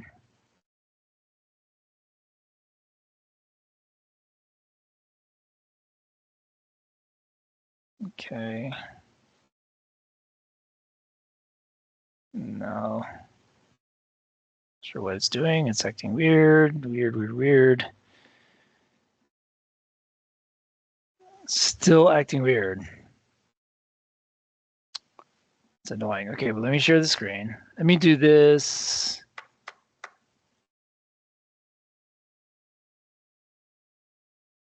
It's going to be one of the things we need to report in the, whoops, now what just happened? Sure, what just happened there? Are you seeing my screen? You're seeing the screen again, right? Yes. Still not working. Okay, let me do this. Let me just shut off my video because maybe that'll help. It's helped a little bit. I'm losing track of what it was I was saying now. Oh yeah, sorry. Okay, so let's try this again. So in our little weird world, right? When we're talking about being in Z6, right? I will sometimes just write that, right? Because it's like that's where we're working right now. So this is a thing you have to be a little bit careful with notation because we work in different groups, and you have to always kind of think, what group are we working in, right?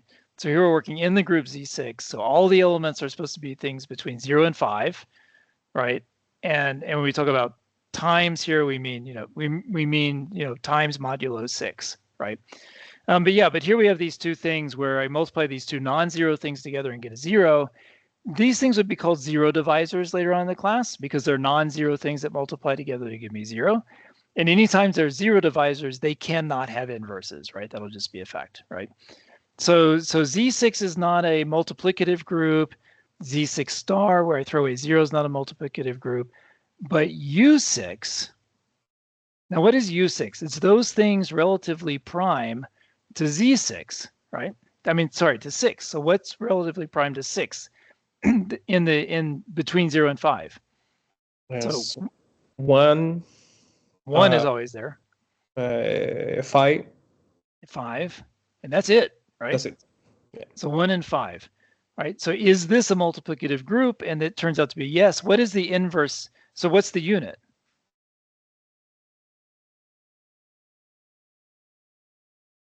So So 1 is the unit, right? 1 times 5 is 5, okay. What is the inverse of 5?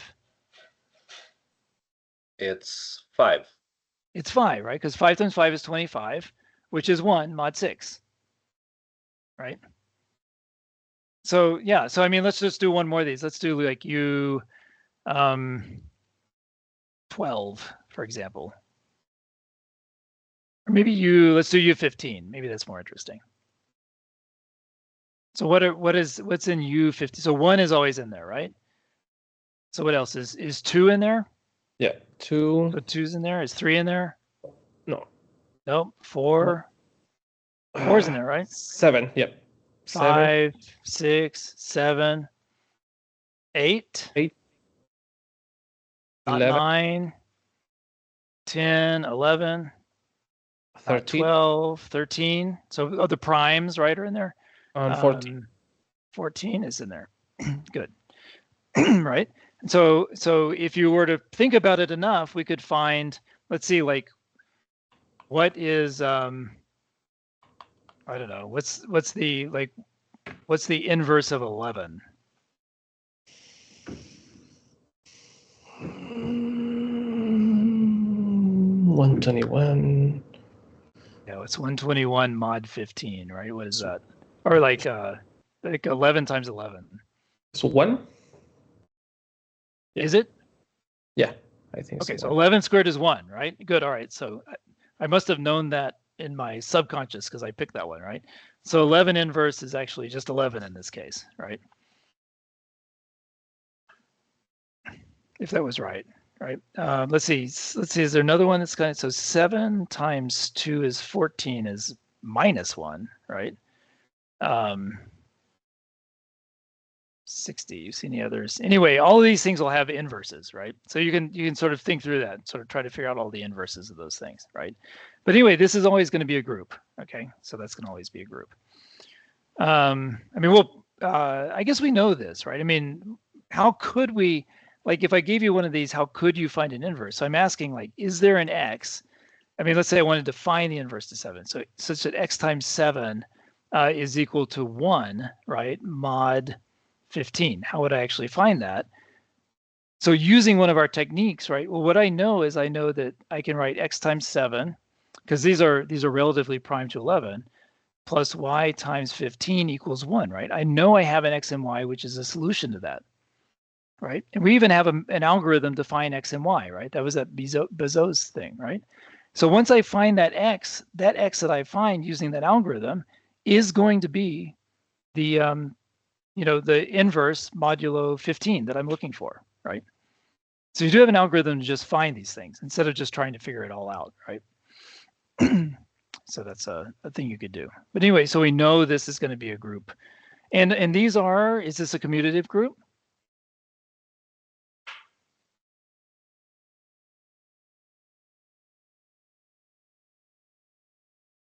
Because when I multiply two Yes. numbers, right, it doesn't matter because, yeah, I go sort of pop out to the world of Z, right? So I'm looking in this thing, and so I'm looking in here, I'm just doing like, take two numbers in there. I do A times B, mod 15, right? Well, we know this is really just A mod 15, B mod 15, or how do I want to do this? Yeah, I guess that's all I want to do. Yeah, I guess it's like this, right? A times B mod 15 is equal to A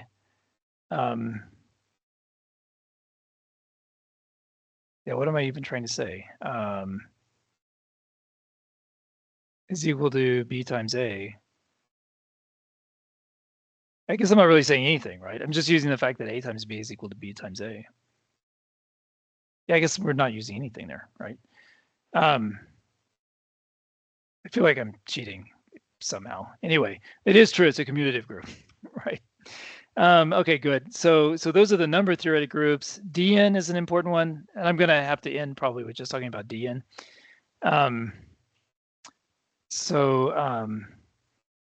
What is Dn? Let's just make sure we understand, like, what is D5, for example?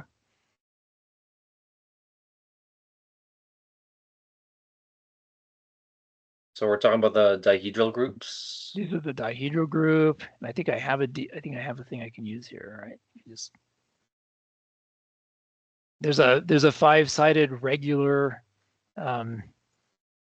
polygon, right? And so D5 is going to be what? It's going to contain rotations, right? So you could label these things like 1, 2, 3, 4, 5, and you can rotate, sort of counterclockwise, 1 click, so to speak, whatever angle that is right there. 72. 72 degrees, all right. Let's see, that's arithmetic, right?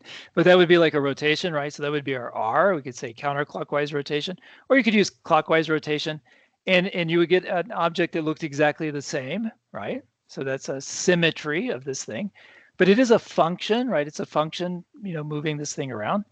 And then what are some other symmetries is where you reflect through a line like that, right? And you've got all these symmetries sort of reflecting through these things like that, right? So you've got these. So let's just pick one. Let's say I pick the symmetry along there, right? Which flips vertically or flips along the vertical, right?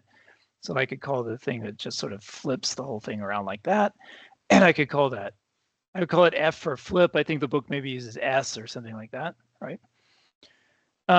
It doesn't matter which you use. So I have one rotation, the sort of basic rotation, 1/5 in this case of a full, 360 degrees. And I have any flip at all. It doesn't matter which one I take, right? The group is completely determined by these things. So R5 is equal to, so I go around 5 times and I just get back to doing nothing, right? So that's going to be the identity map, E, right? So, and also, R to the 0 is always going to be the identity here. So that's the do nothing map, right? So if I do nothing to this shape, I keep this shape. So that's a symmetry, right? If I do it twice, I'm not back, but if I do it 5 times, I get all the way back to doing nothing, right? So it's like that. So this is that. So this tells me that there's this little subgroup sitting inside of this group, which looks just like Z5, right? Sort of just the cyclic group of 5 elements, right? Just going around in a circle like that. And then the F, when I flip twice, no matter what flip I do, I always get back to E, right? So I've got those two relations. And now the other thing, and this was another homework assignment, if I do any kind of rotation, so any arbitrary rotation would be some, R to the K would be some arbitrary rotation, right? And then I do a flip, right? What I've done is I've sort of, this whole thing together is some kind of flip, right? Because I've changed sides, so to speak. This is, if you think of this as having a front and a back, right? I'm now on the back, right? If I do any flip twice, I'm always going to get back to E, right? So I could take either of these following things. I could say, so RF, whatever RF is, that's a flip, right? It's not the original one, it's a different one.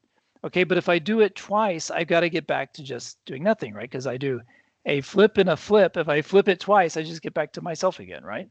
So then I've done nothing, right? And so I could use that, or I could use this. Again, that's a flip and this is a flip, and I get back to doing nothing, right? Okay, so either one of these two here, I guess in this case, maybe I'll take this one. So those 3 relations right there determine everything about this group, right? So given those 3 relations, I can compute anything else I want to about this group, right? So this kind of came up in the when you're making the group table. If I do FRF, right? What is FRF? I want to write it in the form RKF for some K, right? Oh, and yeah, and by the way, so what are the, let's sort of write the objects, right? So the things that are in here are going to be E, and then R, and then up through R to the 4, right? 5 minus 1, right? And then I'm going to have F, right? And then the other things will be RF, R squared F, R cubed F, and then R4F, right? That's the listing of the entire group there. Now you could choose F, FR, FR squared, right? You could turn those around, right? So you could use either one of those, right? So there's going to be these 5 flips and these sort of 5 rotations, so to speak. One of them being a do nothing, right? So kind of like that. Okay. Now, if I want to take this, I want to say, well, which one of those things is that thing there, right? Then we can use this relation up here. So I can say, well, F, I can take this RF, right? So now I can use this relation here and say, well, RF. So here's where we're just doing algebra, right? We're doing this now in this group theoretic situation, right? So this would be RF. I can multiply both sides by RF inverse to get, let me actually just do this. Like, let me be a high school student, right? So I'm going to multiply. You don't have commutativity, so you have to be careful to do things on the right side.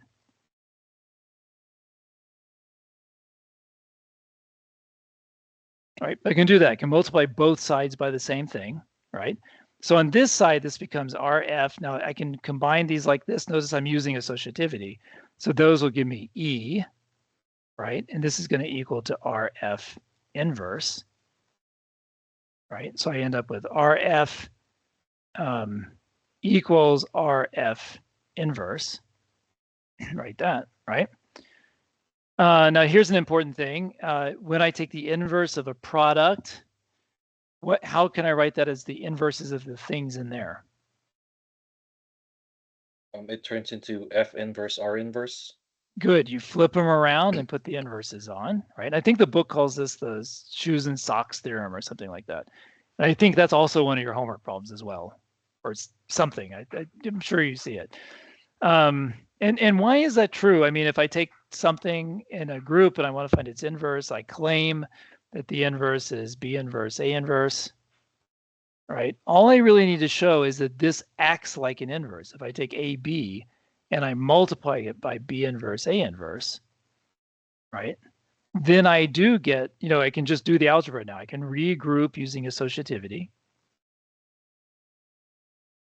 All right, so that gives me A, E, A inverse, right?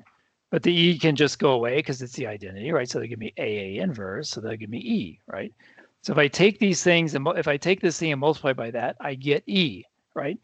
Similarly, if I do the other way around, if I do B inverse A inverse times AB, I get E, same computation, right? So I've got this thing here that's behaving like an inverse. Okay, one thing you can prove using the group theorem, group axioms, is that if there's an inverse, it's unique, right? So once I have something that acts like an inverse, it is the inverse, right? So that's what you know, right? So since this thing behaves like the inverse, it must be the inverse, right? So that tells you that AB inverse is B inverse A inverse. That's the reason that that's true. Okay, so good. That's good to know. So just sort of erase that. So I get that. Now, what is F inverse? Well, one of my rules here was that F squared is E, so F inverse is just F, right? Because F acts like an inverse of itself, right? F times F is E, right? So it's its own inverse. What is the inverse? What is R inverse? Remember that this little group generated by R, which is E, R, R squared, R cubed, R4, right? Dr. K, Yep. I don't mean to be rude, but can I leave? I'm volunteering at a school. Yeah. We're a little bit after 7. Yeah, go ahead. Yeah, everybody's free to leave. Yeah. So sorry. Thank you. That's okay. Yeah, let me just finish this. And for those of you who are here, I mean, if you need to leave. Let me just finish this one computation. The point is that the little group generated by R, by just the rotations, acts just like Z5, right? Which your book also calls C5, right? The group of rotations. All right. So you're basically adding the exponent. It's behaving just like that group operation, right? So what is R inverse is going to be R4, right? Because if I do R times R4, I get R5, but that's just E, right? Again, that's one of the things that is satisfied, right? So this becomes R4, right? So RF turns out to be FR4, right? In the dihedral group, right? So this FRF turns out to be FR4, right? And so this turns out to be F squared times R4, whoops, times R4. But F squared is just E again, right? So this is just R4, right? So you can do any of these kind of computations. I mean, it takes a little bit of work, but you can do any of those kind of computations just using those identities there, right? So these identities completely determine the dihedral group. That's sort of the point I want to make. If we're looking at Dn, so one thing to keep in mind is it's got 2n many things in there, right? It's got E, R, up through Rn minus 1. So that's n many things. And then the rest is F, Rf through Rn minus 1f, right? And the multiplication operation on these things, you know, the group operation can all be determined by Rn equals E, F squared equals E, and Rf equals E. All right, those three identities tell you everything you need to know about all the operations here. Okay, so you have two ways of dealing with this. One is to think geometrically, and some of you did that. Like you put a coin down and you labeled a coin and you did some stuff, right? So that's a thing you can do, right? But you can also just prove things directly using these identities, doing some algebra, right? Just doing some algebra with those identities. Anyway, that's all the time we have for today. So I'll tell you what I'm going to do is I'm going to add videos for all the rest of these little pieces here, maybe for the pieces I didn't quite get to here. Next week, since I'm not in Germany, I'll add videos for the stuff that's here for the next set of, this is the summary, what I want to talk about next week. So I'll put the videos in there beforehand so you can watch them. And then I think when we get past 3, the video's already there. For the topic 4, it's set past there. All those videos are already in there. So those things are already there. And then for every topic, there's also this kind of AI generated thing. Did anyone listen to that? It was kind of cute, right? Yeah, I actually did listen to it, and I was listening to it in the car because there's no video, and I did pick up some tips when I started working on some of the problems. So yeah, it's an interesting thing, and you know, and I would maybe encourage if you want to. So that was done with the Notebook LM, right? So if you can take a PDF version of your chapters and put them in there, right? You can have it make you know, that kind of conversation for you, and if you're doing it yourself, you can actually stop it and ask it questions. Right, so that's kind of cute. It's like you're talking to this thing, and then it also has this mind map feature, which will take the topic and break it into pieces that you can sort of map, and you know, click on things and sort of go into this tree. So it's a useful thing for studying. I think that's its main objective, is to be a study tool. So you might try it out. Anyway, have these things generated. What it does sometimes is, instead of saying what you like you'd like it to say, S is a subgroup of G or something like that, right? And instead it sort of takes things and turns them into tech, and then it starts reading the tech. So it starts saying things like dollar is a subgroup of dollar, right? Or something like, and then it just becomes nonsense. So that's a problem it has right now, but it's cute. So anyway, there's those sort of funny resources that are there if you want to use them. Anyway, okay, well, I'll post this video if you want to see it. And you know, feel free to ask questions during the week. And I also gave you a link if you want to have a meeting, right? You can do one-on-one meetings with me. So, all right, sorry to go over. Talk to you all again next week. I'm waving, but you aren't even seeing my camera. Thank you so much. Okay. See you later. Bye-bye. Thank you. Bye. Bye-bye.